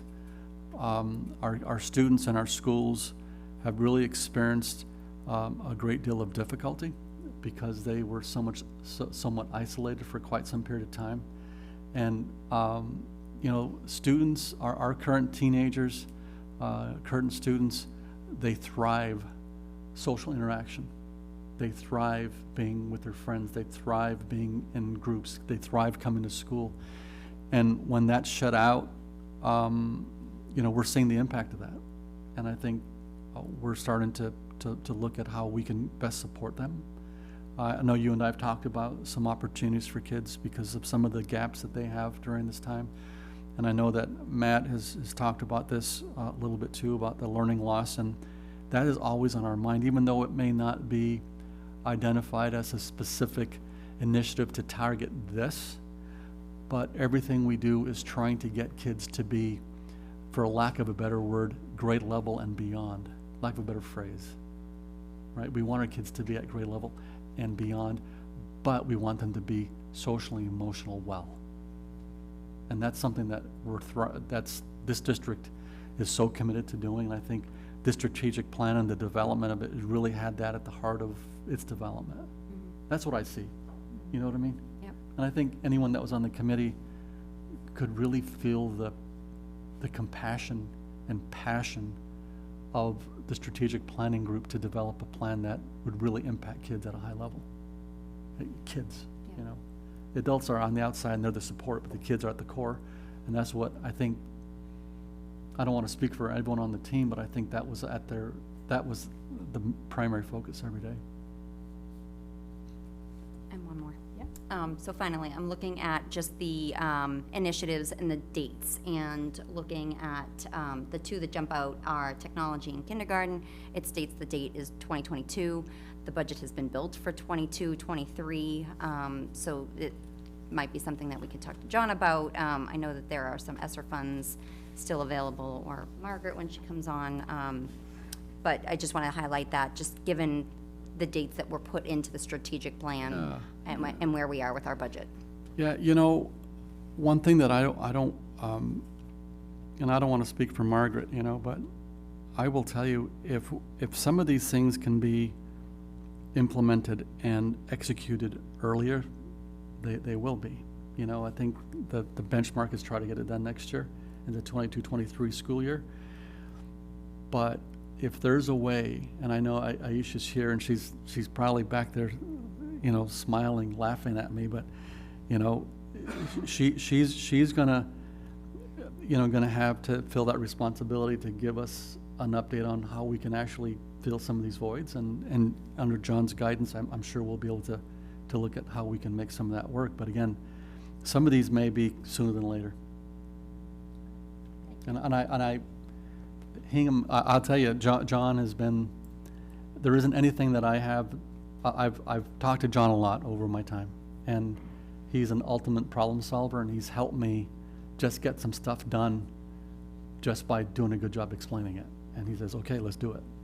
But I mean, that's what we do, you know what I mean? because we got a crisis, we got a problem, and we try to fix it. And I think that, don't over perseverate so much anyone on the timeline. I think they all can be adjusted, and I think that's the beauty of a year from now when Margaret presents all of the benchmarks and check marks that got done, right? Because some might happen even before we even get this implemented.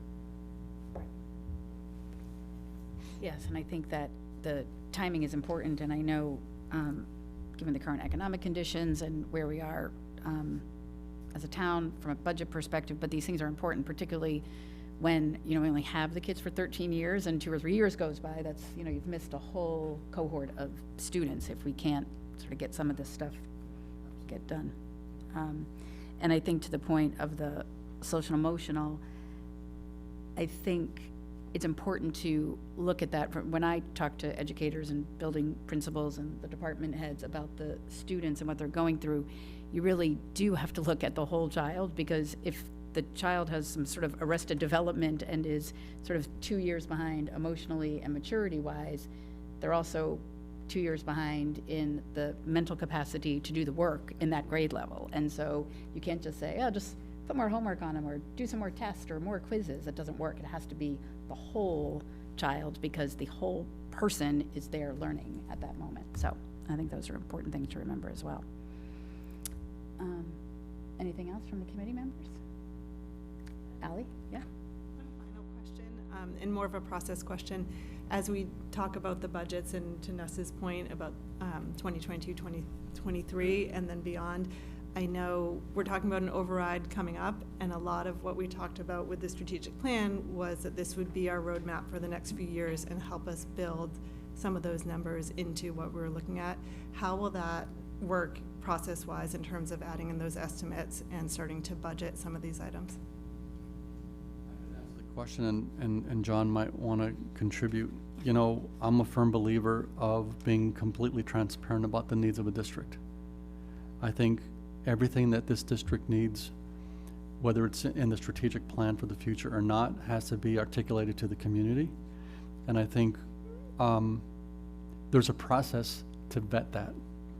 And I think the process in Hingham has been very true, and there's opportunities to be able to justify why some of these needs are important. Some of the things that we talked about tonight, I think it would be easier to get budgets passed in education if school departments would communicate their needs at a higher level. And I don't think we do a good job doing that. And I think, even some of the stuff we talked about tonight, I just talked about what our kids have gone through. We're not that honest, because we don't want to know anybody. We don't want anyone to know the pain that we deal with. But on the other side, we got to be honest. If we're going to ask for something, we got to tell people. If we're going to build a budget, and Aisha, is out there listening, our principals are telling us that they need certain things. We need to put it on the radar. If it gets adjusted based on conversation at this table and through the different organizations or committees in the community, then it gets adjusted. But I maybe Dr. Adams may have a different approach, but I don't think so. I think when you have a need, you got to put it out there. If it gets tempered over time, that's process. That's what I believe, anyway. No, I'd agree with that. I mean, I think that is important, and I think that's what we've been, particularly over the last several years, been trying to do, right? Our role is to share with the community and our other town administrators and other boards that this is what the students need. Their role is to tell us, well, that is excellent information, and this is how much we have that we can provide for those needs. And then it's our job to figure out, okay, what are the priorities? What do we, if this is how much we can afford to utilize this year, what can we do as a committee to make sure that we're meeting as many of the needs as we can? And, I used to always look at every budget season's a campaign. And you got to answer the questions. And I think the longer you're at it, the better you get at it. But it's a tough process because it happens every year, right? And you have to sell. But if you don't do a good job selling, it's gonna be hard to get what you need. So I think that's the process, you know, and I think Hingham, the budgets the last couple of years have been extremely, extremely difficult and rare. And, you know, I'm not trying to add, you know, I'm not trying to make excuses for anyone in education. But running a school district in the last 2 years, it's almost undoable. And you have budget on top of that, right? So I think as the years go forward and the process gets more and more refined, identifying what the true need is, how do you plan for it in advance, I think a model will emerge that is good for the school department. And sometimes people may not like what it looks like because it has dollars at the end of the day. But again, if you do a good job articulating what the true need is, communities tend to support that. If I could add, the budget process will start, you know, you'll be September, you'll be talking about the budget, and you take out this document. This is a roadmap. This is where the district is going to go. And, you know, there's got to be a timeline set. There's got suggested timelines in here. And it's going to be up to the school committee to prioritize, okay, what are we going to tackle this year? And then we can figure out the cost. In this, there's a bunch of strategic initiatives, and some of them may have action plans that are associated with them. Some may be low cost and can just be easily absorbed into the budget, and then others you'll have to provide for within the context of your budget. And, you know, that will go through the entire process, you know, of going through the advisory board. And during the next year, there'll be a couple of budgets. There'll be one that's an override budget, and there'll be one that's a non-override budget. But in any event, even the non-override budget's still gonna have to provide for the basic needs of the district. So we'll continue to have those growing things, but then you want to lead, you wanna move in this direction. So there has to be initiatives that the school committee will prioritize in a planning meeting that will happen September, October, and those numbers will be incorporated into the budget, and that's where the sale of the budget for the fiscal 24 year will go forward. You know, and then you have some level of grant money, so you have some tools that you know, between the committee and Dr. Adams and Aisha and the team that's gonna come in, we'll be able to work with and sort of prioritize and use that to the best ability for, you know, the kids and the students, and to provide all of the context that's presented in these reports. I mean, I think over the last couple of years, I mean, the, you know, the advisory committee has been supportive of vast majority of our budget asks. The select board and of course town meeting, who has, I think unanimously, but the last 2 years approved the budget request as requested, particularly 2 years ago, right, when we added the 32 positions. I mean, that was probably an unheard of, historically unheard of amount of money for the schools to be provided. And I mean, that really showed the support that we were getting from the town side as well as the community out there. So I think we just need over the next couple of years to just keep building that, being transparent. I'm sort of smiling, John, because you said we're going to start in September. We might be starting in July with a meeting between the executive board of AdCom and this board, as well as Dr. Adams and Aisha. But yeah, yeah. So we're going to start that as early as possible. You do need to digest the report Yes, and say, you know, okay, what yes. about primary focus? You know, Right. because it's a 3-year design. Oh, yeah. And you can't do everything all in year one. Yeah, No. You have to prioritize and say, here's where we're going, and you try to put it out to the years, and I Right. think that's doable. Right. And you know, there's details, but there's going to be action plans, and some of them will be low cost. Some of them Yes. will be absorbed into the regular organization.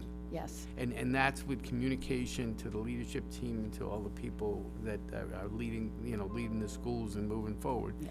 And you get that mindset incorporated, and that's how things will happen. Yeah.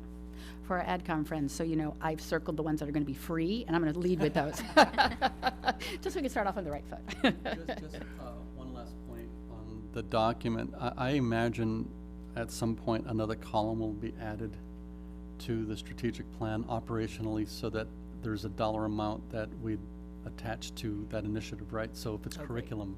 So I think it's almost, if you look at it operationally, you kind of want to know do an estimate of where you think that initiative is going to come in. Otherwise, it might just be an integrated model that's integrated within the operation of the system that really doesn't, might be more professional development. It may not be an actual dollar initiative cost for tangible goods or services, right? Right, perfect. That was going to be my last question. All right, so everybody on the committee? Good. Oh, Jen? All right. Actually, if you don't mind, I might ask the folks here in the room if anyone has a question from the public, come on up. Julie, you want to come up?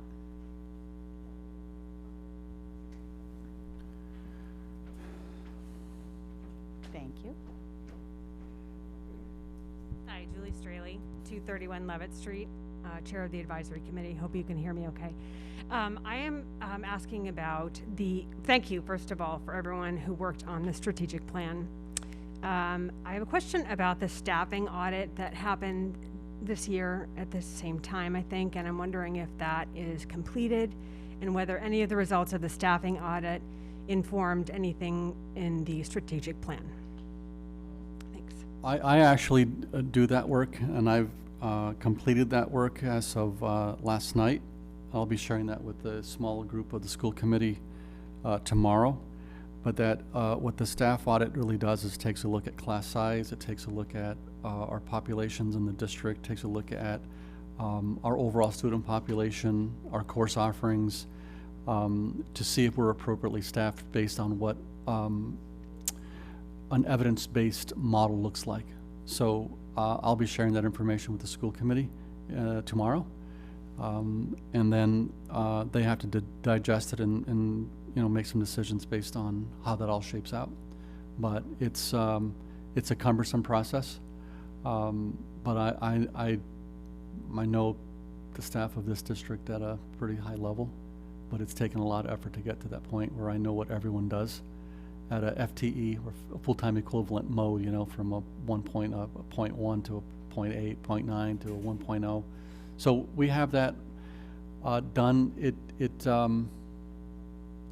One of the things that I always caution, I used to do this with my 14 schools that I worked with in the past. I would do it every year, and I would caution everyone when they would look at the information.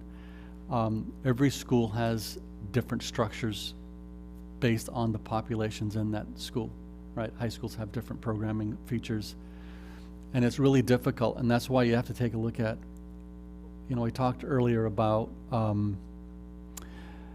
these districts that are compared to Hingham and how we compare ourselves to other districts. It's really difficult to do a comparison until you actually break apart what their schools offer and what they don't offer. So it's really difficult to do a staffing audit and staff it like other districts unless you know what they offer, right? Because that's what the voids are. So we're going to do I've done a pure audit of what we would recommend class sizes to be in the district and what they actually look like and what that staff number looks like. So one of the difficulties that you have, especially at the high school level, and I'll share this tomorrow with our team, is we have a lot of singletons, right? You have APs that there's only one AP, and they can only be offered on one period a day. That creates havoc in a schedule. So, I think in the strategic plan, there's a benchmark to take a look at the high school schedule and take a look at the middle school schedule.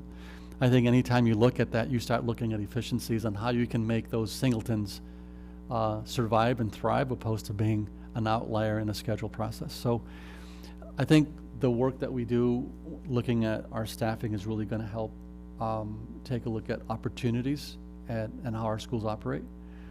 I don't think it's going to highlight that less staff or more staff will be needed at this point unless a program and structure is added to support some of the things in the strategic plan.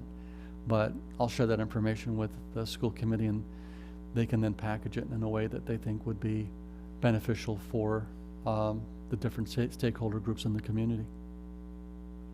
You're welcome. So just so the rest of the committee knows, because we weren't going to have the staff audit results ready for this meeting, so it wasn't on the agenda. So myself, and because Dr. Maestas is leaving at the end of the week, myself and Ness and Kerry are going to meet with Dr. Maestas tomorrow. We'll get the information. We'll probably digest it, talk with Margaret about it, and then put it on our July agenda to talk about for, you know, in public, and to discuss how the results of that audit might have any impact on the strategic plan. So that's probably where I'm thinking the timing may be that we won't approve the strategic plan until August. Does that make sense? Okay. All right. Anybody else here in person? Liza O'Reilly. Oh, that's what not being on the school committee looks like anymore. Noted. Liza O'Reilly, 19 Porters Cove Road. I apologize for my attire. No, I came do not. from my new job.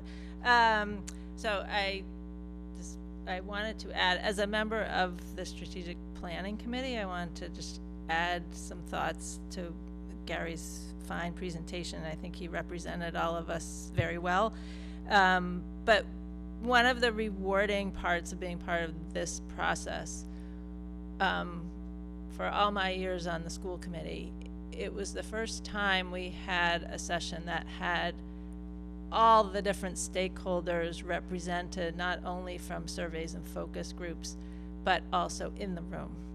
And it was very rewarding. People shared some really heartfelt experiences that they had in the schools that were not easy to hear. And people also shared some joys and great parts of what we were about. And we were also very honest about our school district, and the consultants all were very experienced people who brought a lot of points of view from a variety of other districts, their own experiences from working in their own districts, and then the other communities that they consult with.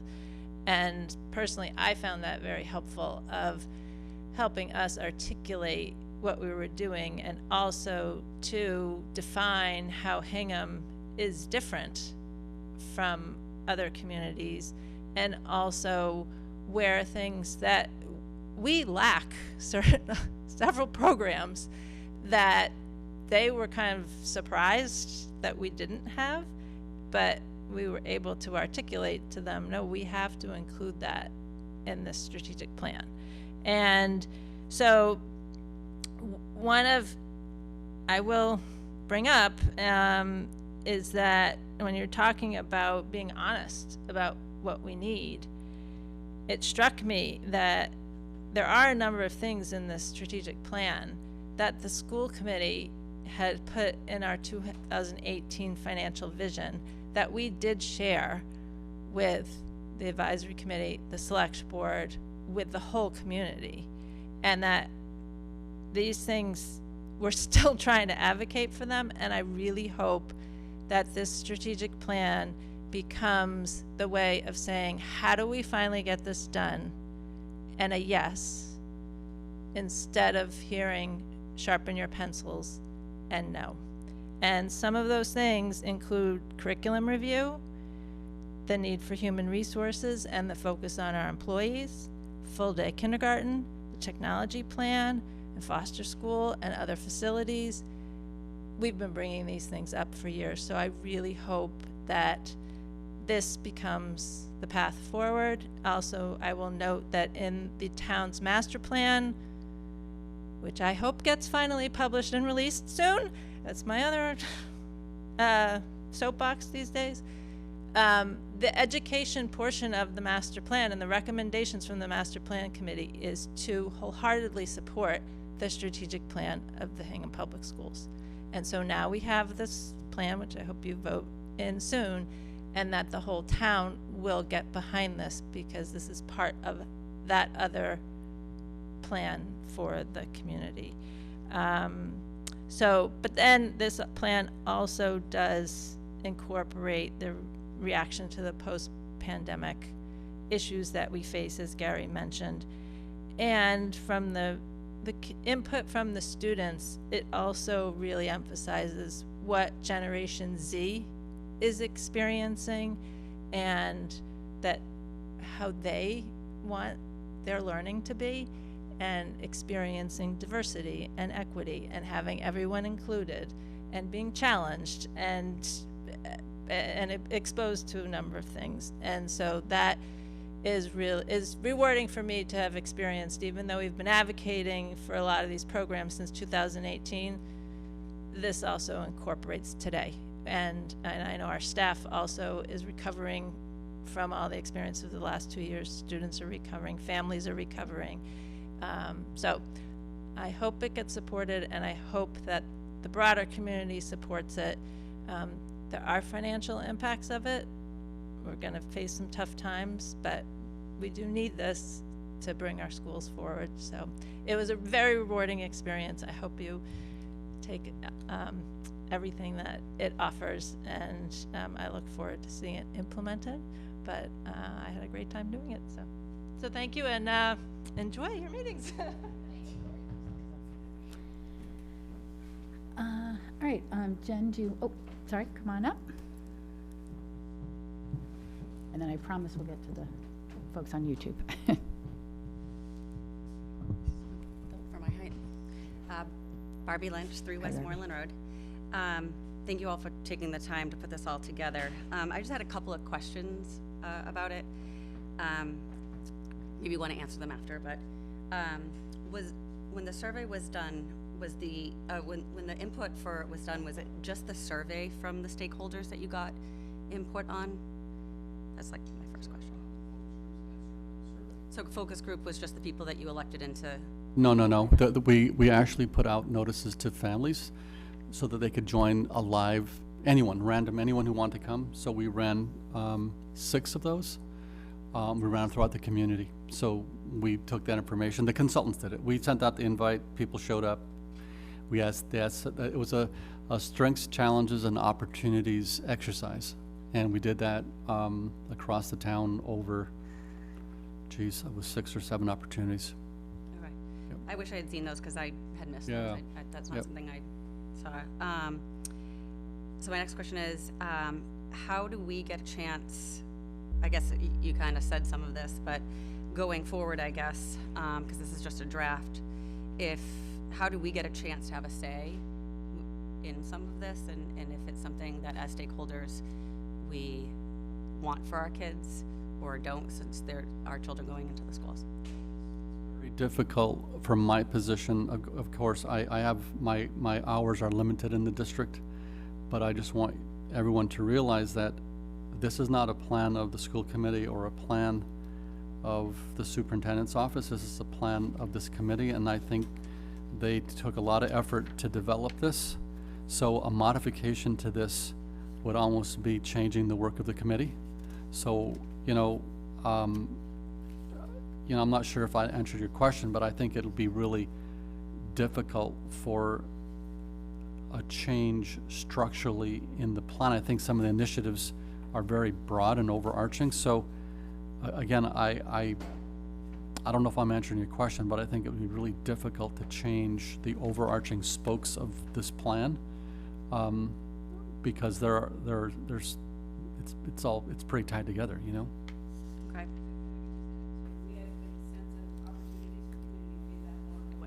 And so we got a lot of it, and we really appreciated it.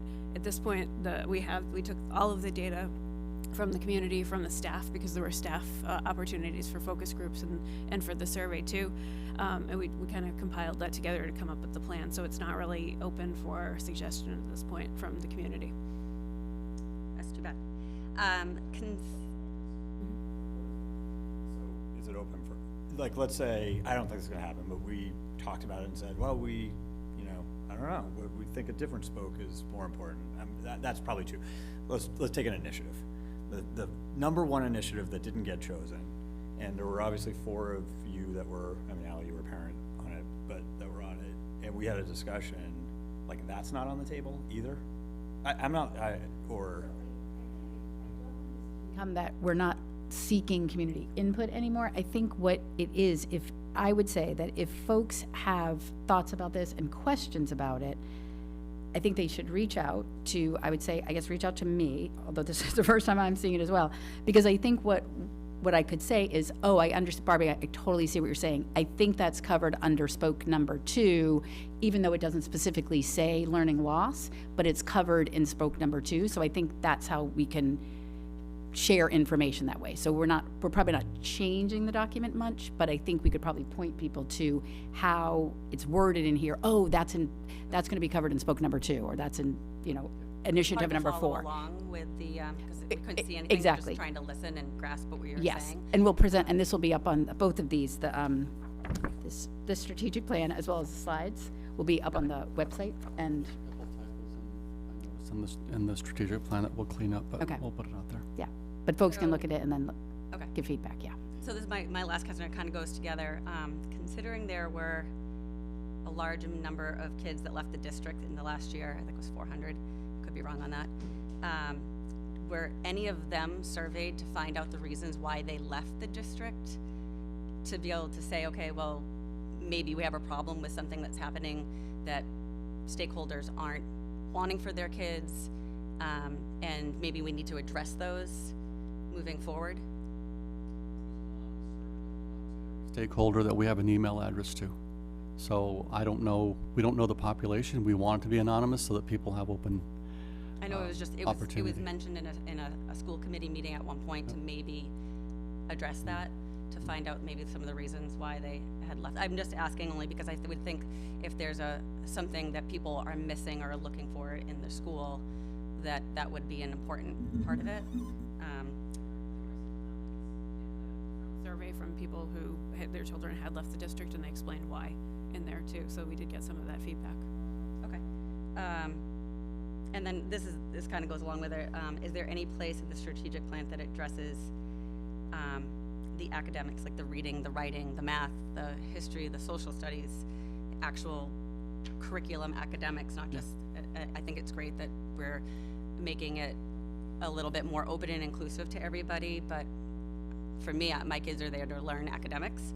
And considering the backslide over the last few years, I didn't see or hear where there's like this push to get these kids back up to where they've backslided, especially with Dr. Labilla's presentation they did a few months ago about with the DIBELS testing and the kids of how the backslide that they've had. I just wasn't sure in that plan that was being addressed. When you take a look at every spoke, I can't specifically highlight one of the initiatives, but academics, especially around curriculum revision and implementation, is a huge initiative going forward in the school district. That was loud and clear, and I don't want people to misconstrue. Kids come to school to learn. That's what they're here to do. And all of the tenets and all of the aspects that are embedded in this strategic plan are around helping kids to be at a point in their educational career that they're learning to the best of their abilities.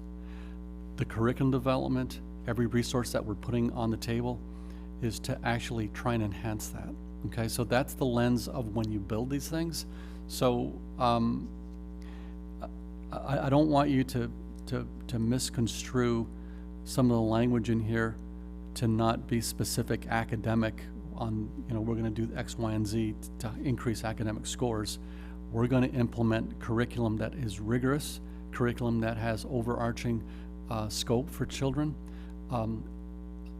paying attention to their individual needs.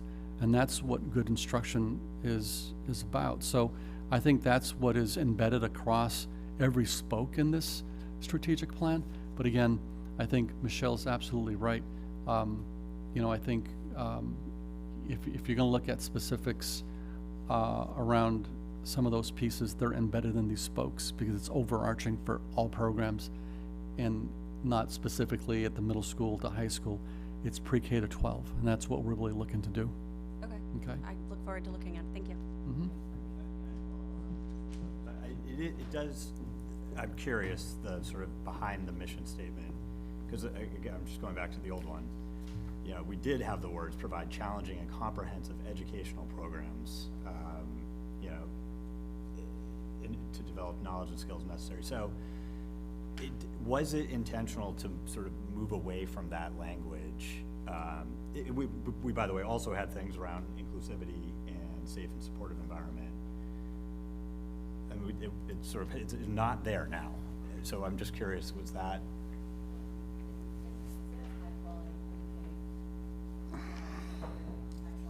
Innovative research-based practices.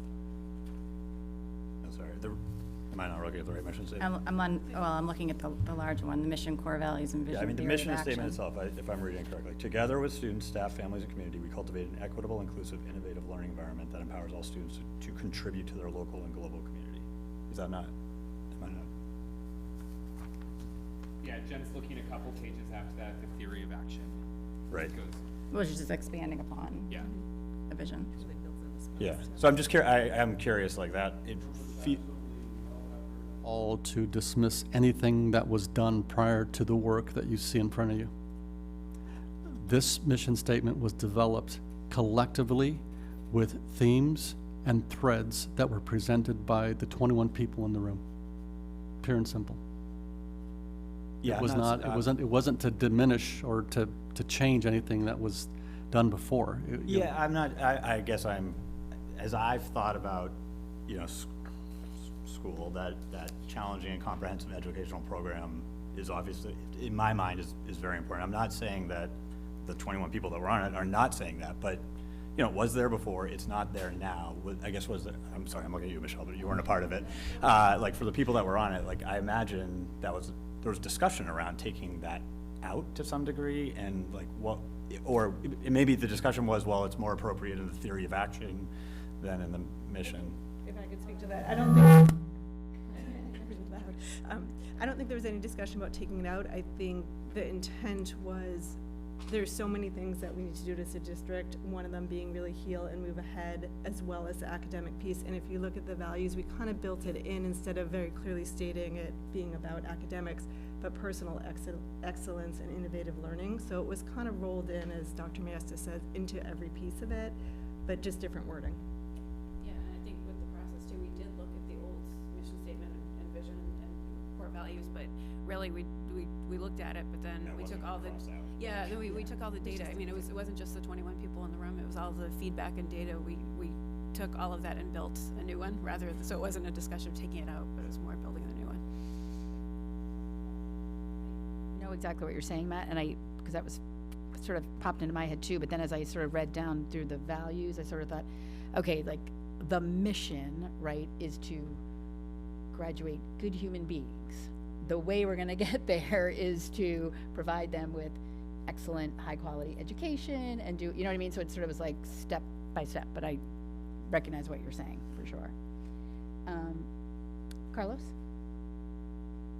And I really will get to those people on, sorry, folks at home. Good evening, Carlos da Silva, 5 Taurasi Road. I know. Liza and I cannot get too far from here. I want to begin by, first of all, thanking John Ferris for many years of great service to the town of Hingham. I had the honor of serving with you, John, for 6 years.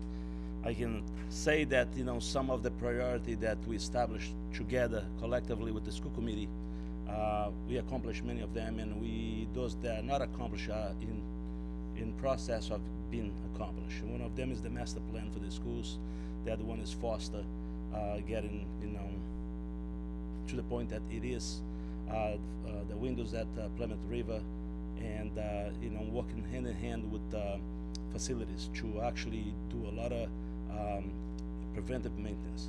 So I want to thank you on behalf of the community, because that's who I am here representing today, the residents of Hingham, and for the great service. Enjoy your retirement. Dr. Maestas, you came here a year ago with the plans of really working with us to help us hire a new superintendent. You did that very well, really empowering us and helping us through the process. You had the goal of delivering this strategic planning. We appreciate. I personally can tell you that nothing is better in life than having a roadmap, an objective. So for the next 3 years, this school committee, along with the new leadership, have something in front of them that they can work from. And as it has been mentioned, this is just a roadmap, and obviously you can enhance it to the maximum that you can. I am in particular very appreciative to the fact that this school committee, under the leadership of Naz and others, and working together with the advisory, the Board of Selectmen, put together a sustainability plan that, if we really push that through, we will work collectively and perhaps deliver a better way of doing our budgets and delivering more service for our students and community. I wanted to take advantage also and welcome the new leadership, Aisha and Dr. Adams. Dr. Adams, you do have a lot of work in front of you. We are going to be here as a community to support you. But one thing that I have been talking about for the last 6 years is I would love to have put in place a mandatory diversity and inclusion training for our staff, that any new staff coming in should be going through while they're doing orientation, whether they're teachers or custodian, should be go through a diversity training and really learn the in and outs of dealing with individuals of diverse background. So I just want to say that I am very impressed with the strategic planning. I was not a member of the strategic planning, but I did participate as a stakeholder. And I want to thank you all for a job well done. And I'm going to be here helping you actually implement some of this planning. Thank you. So it was spoke number 3, initiative number 2, provide all staff, including athletic coaches, professional development, training in diversity, equity, and inclusion. So I looked right at you because you have been asking for that for a very long time. All right, now to our friends at home. Jen, do you want to? Thank you. Very small print, so give me a second here. Okay, so the first question says, does curriculum review for equity include a review for more inclusive lens? I would say yes, and I think that's part of the work that the district will entertain in the years to come. I would say absolutely, yes. Good question, actually. And I believe you answered this one earlier, was when will procedures be officially updated? Yeah, that's in process, and like I said before, I think our administrators, teachers, and this committee is dependent on good process, and procedures actually guide that. So that work is ongoing, and it's extremely daunting because there are so many policies, and there are state regulations, Mass General Law components that actually tie in with it. So we just have to make sure that we're including all of those pieces. So it's a work in progress, and I can't foresee the future on this, but I think that'll take a lot of work in the months to come. And then the next one was, how were the focus groups created and publicized? And then to piggyback on that question, how many people were invited to the focus groups? Focus group was, an invite was sent out to every single stakeholder that we have email addresses to in the district, and we published times, and people had the opportunity to come. If it was parent groups, they can come to more than one opportunity or whatever one they can make. And we actually did one virtual, I believe. And we did run our Facebook page Yeah, too. yeah, and we did a publication on it, and it wasn't a selective group, it was just open. We want to hear from anybody, everybody. Yeah. Okay.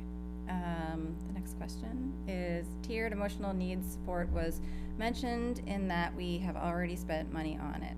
Can you give examples of what that looked like in action for school year 21-22, for example, at the middle school? Tiered intervention?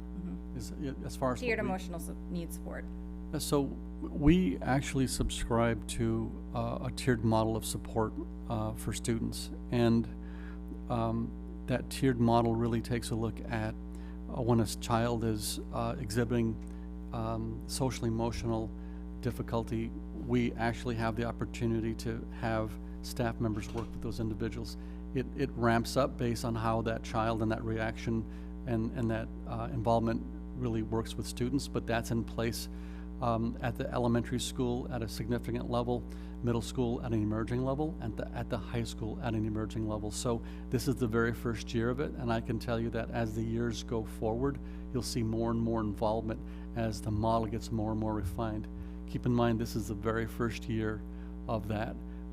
Keep in mind also that the district is hiring for next year counselors, and those have been advertised, and those would be hired for next school year.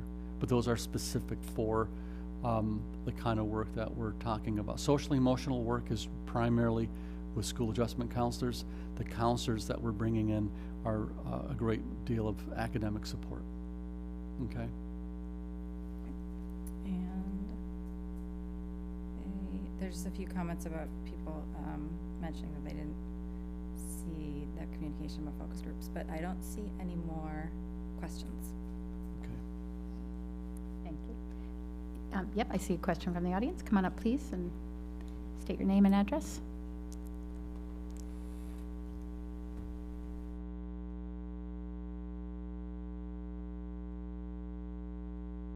Susan Wetzel, 239 High Street, Hingham. First of all, thank you for the policies and procedures that you have provided me with. And when you spoke tonight, I kind of began to understand the gap that I'm finding in trying to understand the policies. So you mentioned that there are procedure manuals.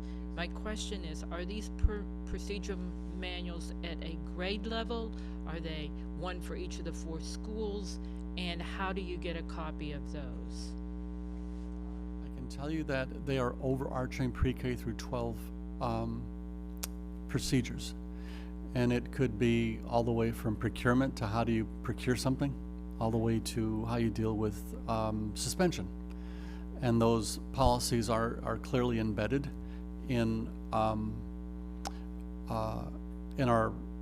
communications and documentation that we have, that we will post on the website. That work is in progress. When I came to the district, one of the deficiencies that I realized is having a published procedure document that you won't find one online because it's not online. I know, I've looked. Yeah, and I will say in the future, the work that's happening now along with the policy, like the new policy work is all online.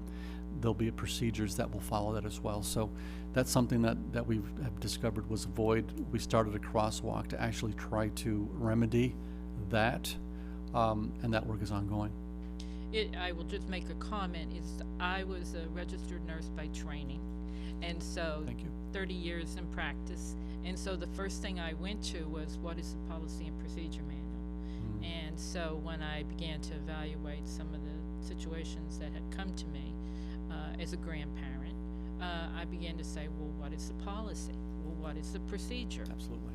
And I can tell you, they're not in place here in what I would think would be an excellent format that is easily accessible. When I went to the website to look at the policy manual, I found out that it said that no part of that could be photocopied, that you were not allowed to copy that. And then I don't remember, was it you that I spoke with? I don't remember, but anyway, I got a printed copy because it said you couldn't copy that. Yeah, So I think it's critical, and I raised 3 children in Hingham Public Schools, and they are the portrait of K through 12, and they're good, responsible citizens. So I understand how important that is, but I would like to make sure that as a community, and those of us that have resided in this community and supported this community, have the ability to go and get those policies and procedures, and we'll probably have grandchildren in public school, but that it's not such an arduous task. I mean, when I found out that we have around 22,000 people here in Hingham, and if I understand you correctly, there were 400 respondents to the survey, 21 people on the committee, 6 focus groups, and from what I understand, many of the parents didn't know about that. I didn't know anything about a focus group, and yet the strategic plan, and I think if I understood you correctly, is kind of like there. I'm stunned. I've lived in the community 42 years. I'm stunned. that during the time of COVID, that more effort wasn't put into getting a community-wide response to this. It sounds very important. Thank you to the committee that worked on it, but it's disappointing to me as a resident. So that's just my comments. Thank you. I don't know statistically what that number is, represents when, I don't know if the consulting firm felt that was a small number, representative sample, large. I don't know if you. Yeah, I can inquire with him. Okay. Yeah. All right. Thank you. Okay.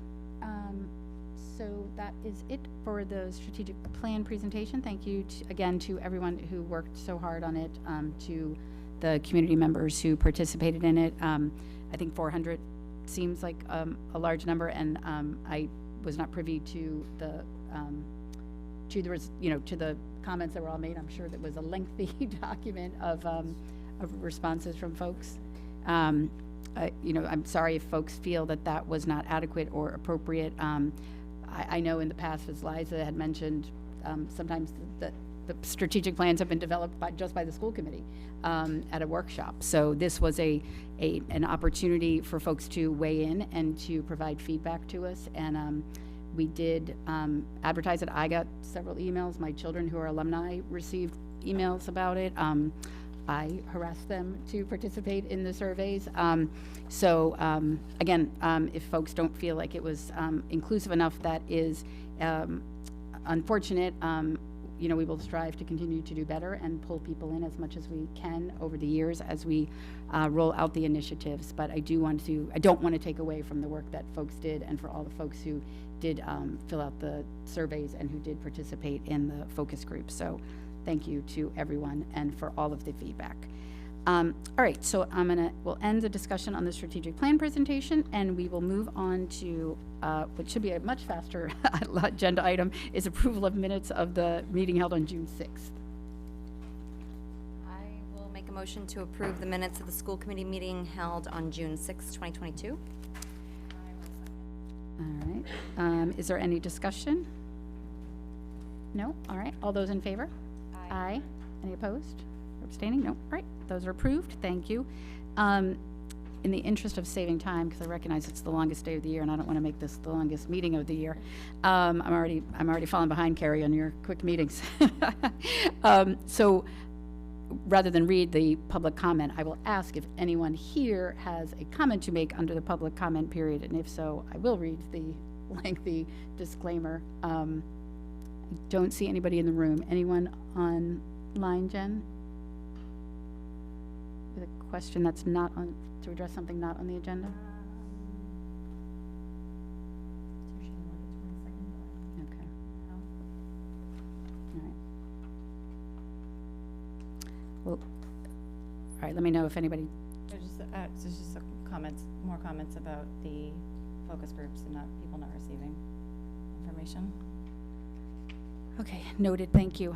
Okay, item number 6 is the superintendent's last report. I just want to report that we are, I think you all noticed that our COVID numbers are down again, which is great. And we've had a really good close of the school year. A lot of really great things have happened to help close the school year. A lot of field trips are going off, and I think a lot of effort goes to the administration and staff for helping to get this year successfully where it is. I just wanted to let everyone know that, as we said at the beginning of the meeting, this is my last meeting, my last week, and I want to thank everyone for their, welcoming when I first got here, and for people reaching out and thanking me for the time that I've been here. So it's been a quick but difficult journey while I've been here, but I want to thank you all for welcoming me. So best of luck moving forward, and I'm glad that Margaret's here, because I wish her nothing but the best, and I'll be here as long as she needs me. And Aisha, we look forward to your contributions and fixing all our budget issues. Item number 7. Communications. Any communications? I had a lot of communication email from students at the high school, and actually a couple at the middle school regarding civics projects that they're involved in. Yes. And, you know, like I mentioned last school committee meeting, I actually emailed a group at the high school, my very first one, and I said, hey, why don't you set up a time and I'll come over, All right. all right? Yeah. And then we couldn't come up with a time, and then like that afternoon, I had like 6 more, and then the next day it was like 7 more, and then the next day it was like 8 more, and like, I think I made a mistake by reaching out to these kids to go meet with them, because I can't meet with one and not meet with all of them. Oh, yes. So that kind of didn't work. But there's been a lot of email coming through from students relative to projects that they're working on to advocate for change in different aspects of the community relative to the school, and they wanted to grab my ear as the interim superintendent, and I appreciate it. I appreciate their words, and I appreciate their motivation, and I took it that most of the students that reflected took it not as an assignment, they took it as a motivation in life, you know, like a mission. Like they were advocating for something they really believed in, and that's what you want. You know? Yes. No, absolutely. Speaking of student communications, I will follow up on that. We also have received a number, including a very hefty stack of written communications that, you know some of those names? I think they're mostly from, but they look like high school students. I recognize some of the names as well. So thank you to all the students who have reached out. I apologize, we just got them today, so we will figure out a way on how we'll respond.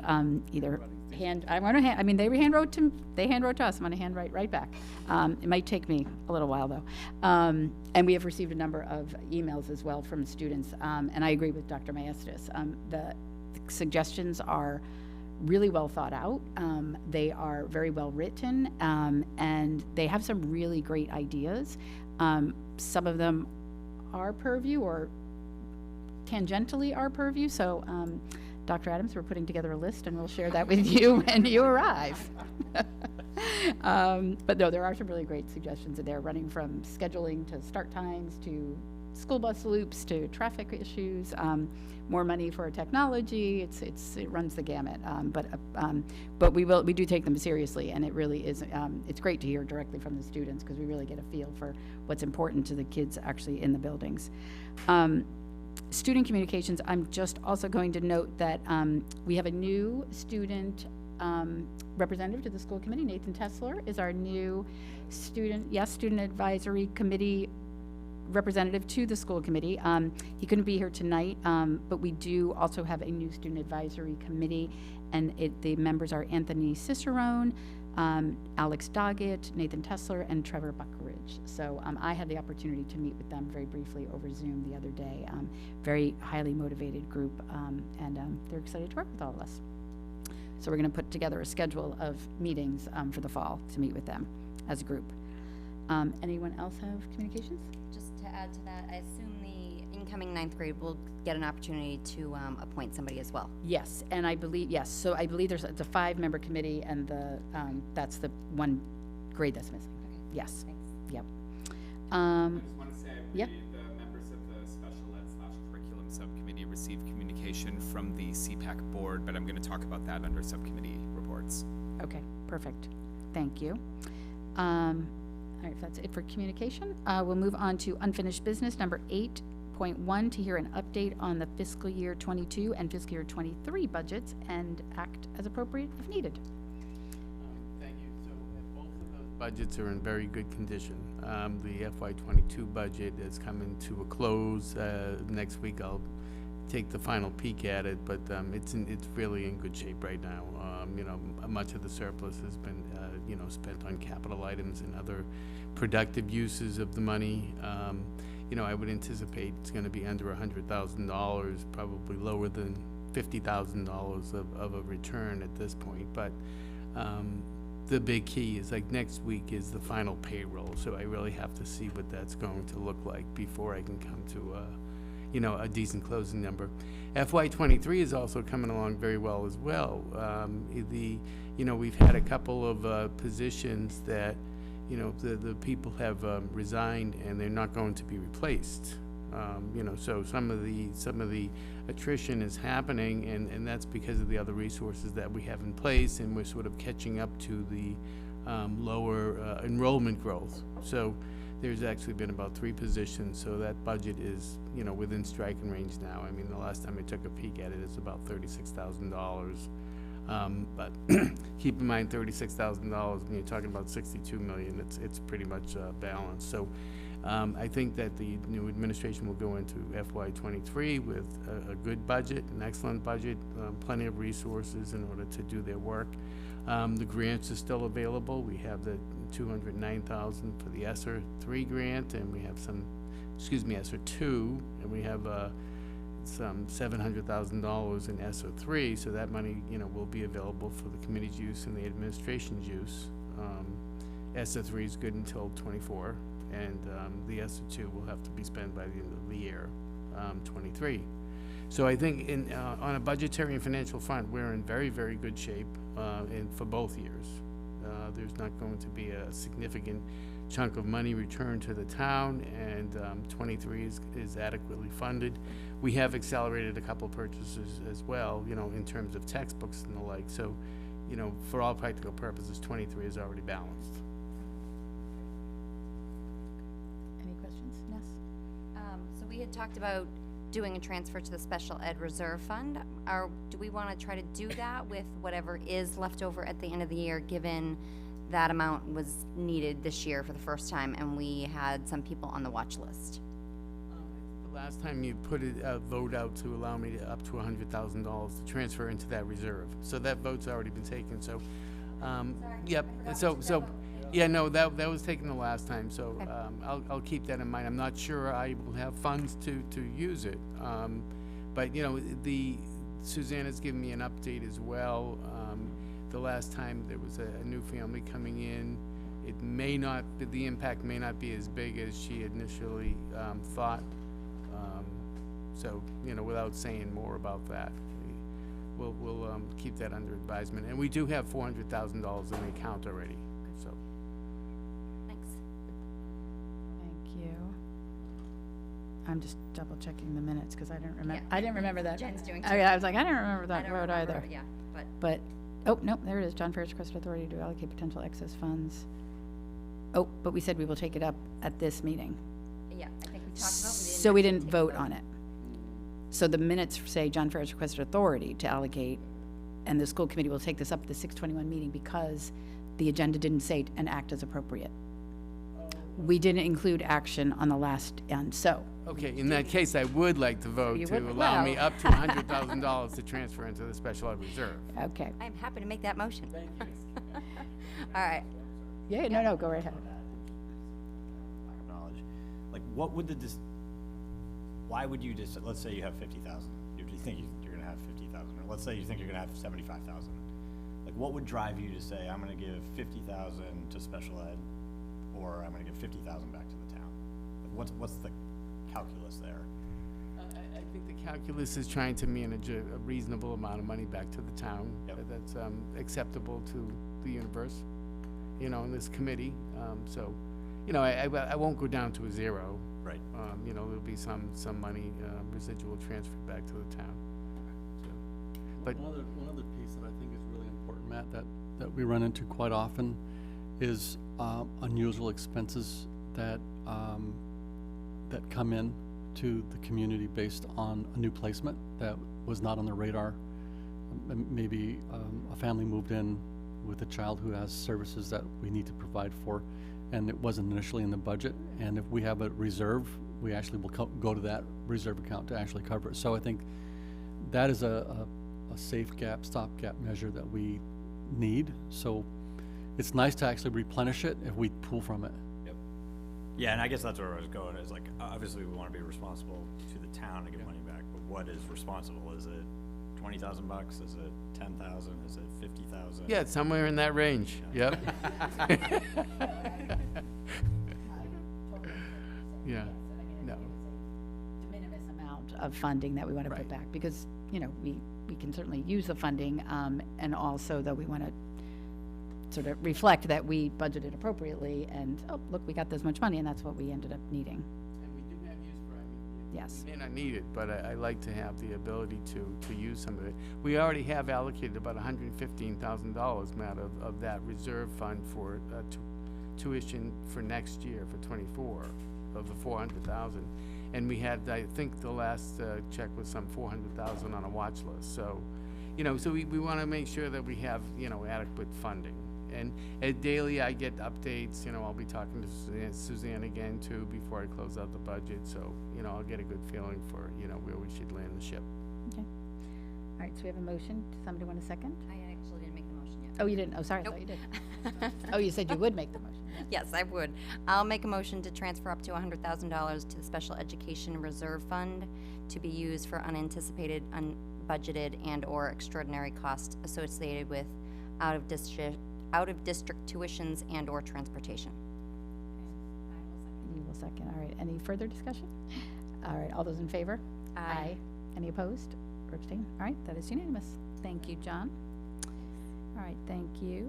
All right. New business 9.1 to discuss and confirm school committee summer meeting schedule. So we'd had on the calendar to have a meeting July 11th, July 25th, but our July 11th meeting, we are not having. Dr. Adams, I just want to confirm, because you are not available on the 11th, correct? Is that that's the superintendent's conference? Okay, so we are going to cancel the July 11th meeting, and then July 25th, we were scheduled to have a meeting, and I was going to try to also have that be our mask, or new member orientation, and existing member refresh. I know, Allie, you are out of town, but I am checking with Mask to see if you could participate remotely. If you could do that? Okay, so I will circle back. Hopefully that date will still work for everyone, so sort of hold that July 25th if you can. And then in August, we are slated, and I'm sorry, I've got to flip through my calendar, for Monday the 9th?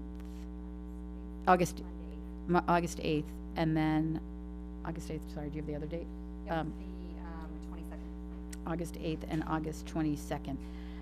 I think let's keep both of those dates if folks are good with that for right now.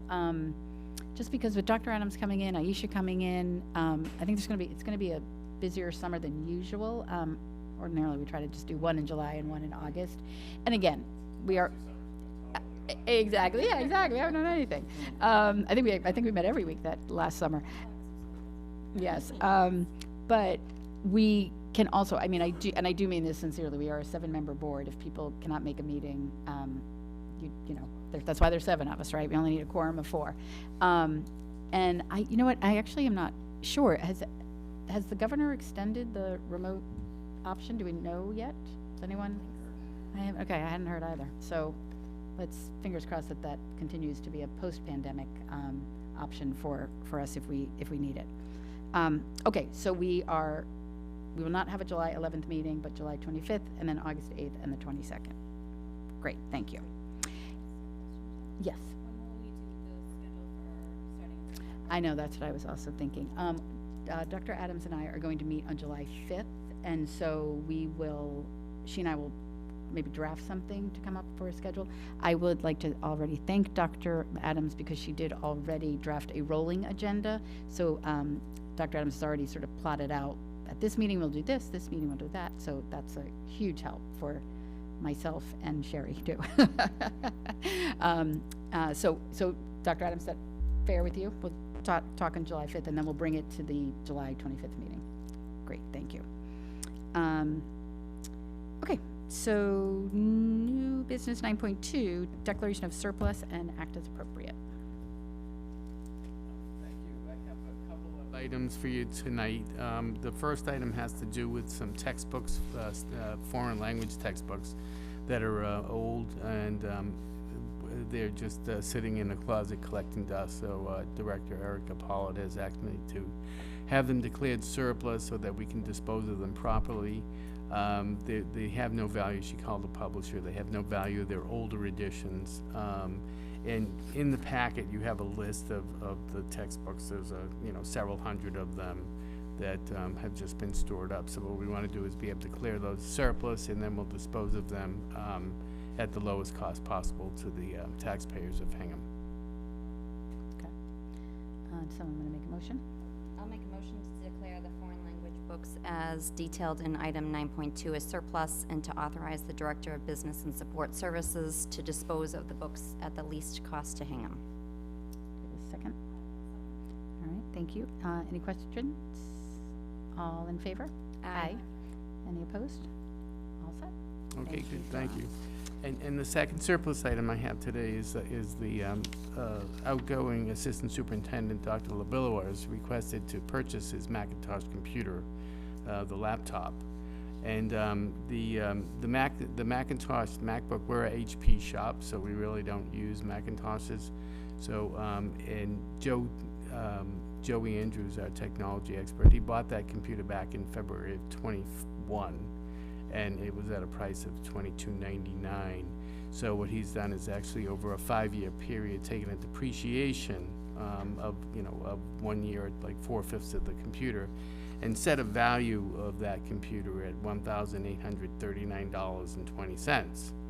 So in order to properly dispose of any equipment that the school committee has, it has to be declared surplus in order to do that. If it was an HP, we may not be so keen on declaring an HP because we could resurface it, reuse that. But the likelihood of a Macintosh being used, it could potentially sit on a shelf for a year. So I don't think that I think that it's probably a good decision to allow that computer to be declared surplus and to allow Dr. LaBillois to purchase it at a price of $1,839.20. So what I'm requesting is to have that computer declared surplus so that it can in fact be sold to the outgoing Assistant Superintendent, Dr. LaBillois. Okay. Do we have a motion? Yep. I'll make a motion to declare surplus the Apple Macintosh laptop MacBook Pro computer currently used by outgoing Assistant Superintendent, and to allow said MacBook to be purchased by James LaBillois at a price of $1,839.20. Second? Any discussion? Can you just add, and the funds received will be deposited into the general fund? And the funds received will be deposited into the town's general fund. Thank you. Yep. You can second that as amended. All right. Any discussion on the amended motion? No?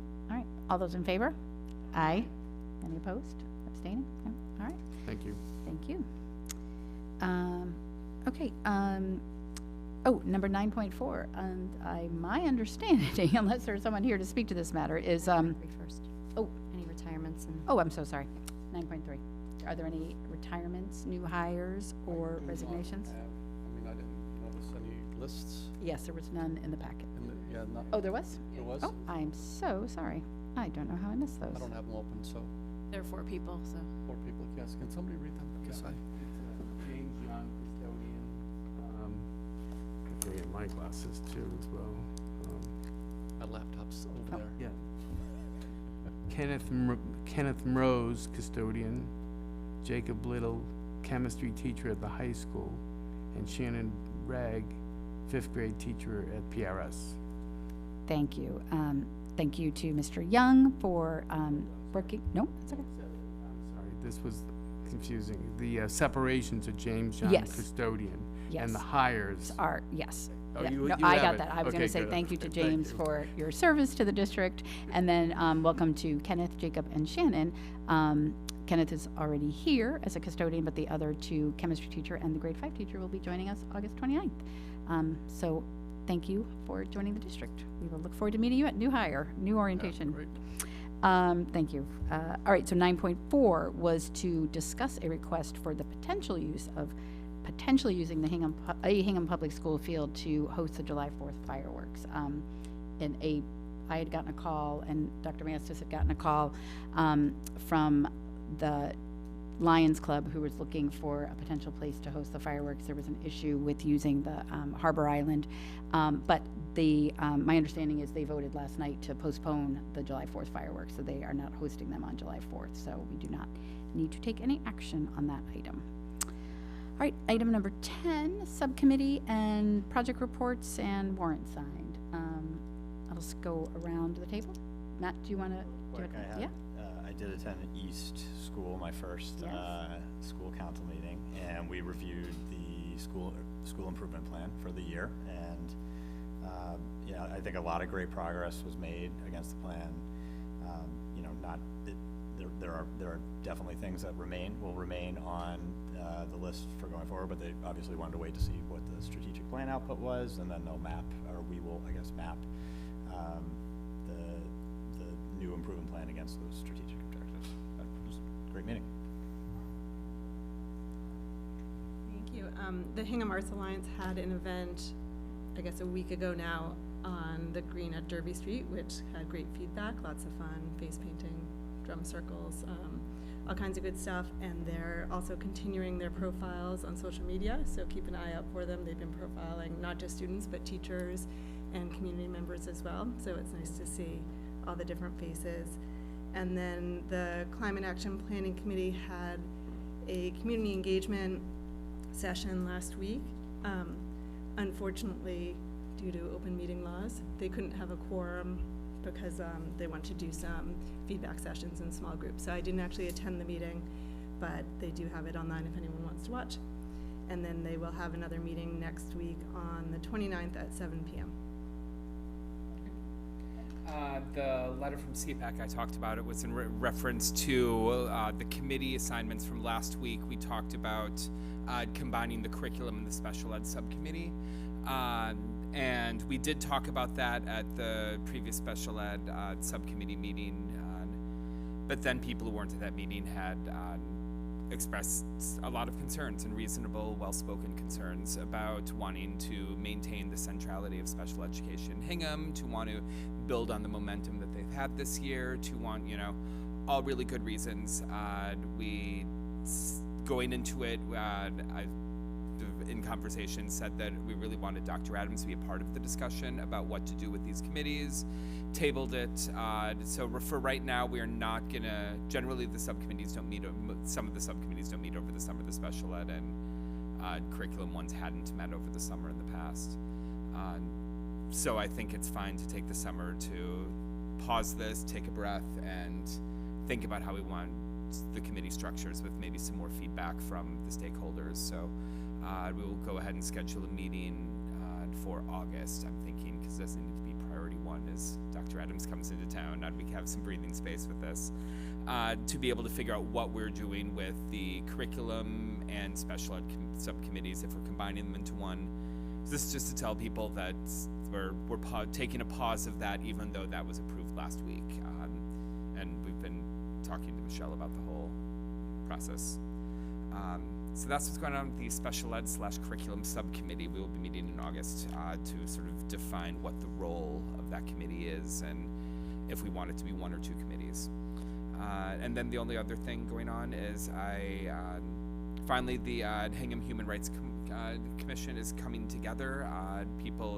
The committee has been named. People have been appointed to the committee. It's really exciting to see it come into existence. I think given the trust of this committee, I was sort of went around the application process because I'm representing school committee on there.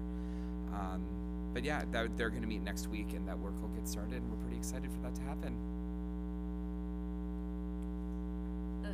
The middle school council met for the last meeting of the year today, and we went over the school improvement plan as well. Their school council did this. I just joined as a liaison, and they've been working on it for a while, and they've done some great work. They have a draft ready to go with the understanding that we're going to look at it with the strategic plan, and it needs to be consistent and kind of flow from that.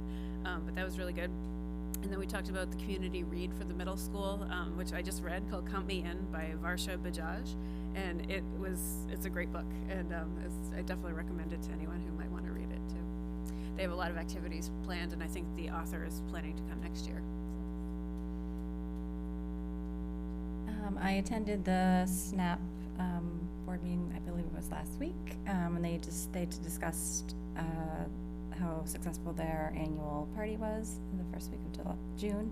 And then I also just want to throw out there and remind people that they partake in the 50 Flags fundraiser, and I believe tomorrow at 6 o'clock is the deadline for people who want to participate in the 50 Flags rentals. That's it. And I attended my first Foster school council meeting. They were working on their last meeting as well and talking about the school improvement plan. They're sending out a survey to the parents, so they talked through just some of the questions that were going to happen there. Also, now that Aisha is here, I would like to get a Finance, Capital, and Facilities Subcommittee meeting scheduled. And there are warrants in your packet related to that. And finally, the Sustainable Budget Task Force continues to meet every other week. So we're doing that this summer and just talking through what the summer plans are and action plans that we want to work on to make sure that we are moving ahead on some of the recommendations that came out of that plan in February. So, great. Yep. Thank you. For myself, the high school had their final school council meeting last week. We went, talked a little bit about the handbook, particularly the dress code, updating that language, and we started preliminary work on the school improvement goals for the next school year. Dr. Adams had given some great suggestions for guiding those goals, so we took those into consideration, and I think those are going to come along very nicely. I did have a quick meeting with the new Student Advisory Committee. Again, a great group of students. It was a quick 20-minute just sort of to introduce, but we are going to attempt to put together a schedule. By statute, we should meet with them at least every other month during the school year. So we were going to try to do, September, November, January, et cetera. So we'll put a date on the calendar for us all to meet with them. I think that's it for me for project reports. Do you have anything else? All right, item 11 is any items not reasonably known 48 hours in advance of the meeting. Does anyone have anything? Nope, I don't either. All right, our next meeting is actually, we do have a meeting tomorrow night. We will convene an open session very quickly, and then we will adjourn to executive session to discuss collective bargaining strategies with several other boards, select board, advisory committee, and the personnel board, and we will not return to open session tomorrow night. So, but this group will be meeting. So before I take a motion to adjourn, I just want to thank you both again for all of your service to the district. Your short tenure, but very impactful, and John, of course, your decade plus and all the work you've done. And also to Dr. Labilois, who couldn't be here tonight, but we thank him for everything he has done for us, and we wish him the best of luck in Brockton. They are lucky to have him. With that, I will take a bittersweet motion to adjourn.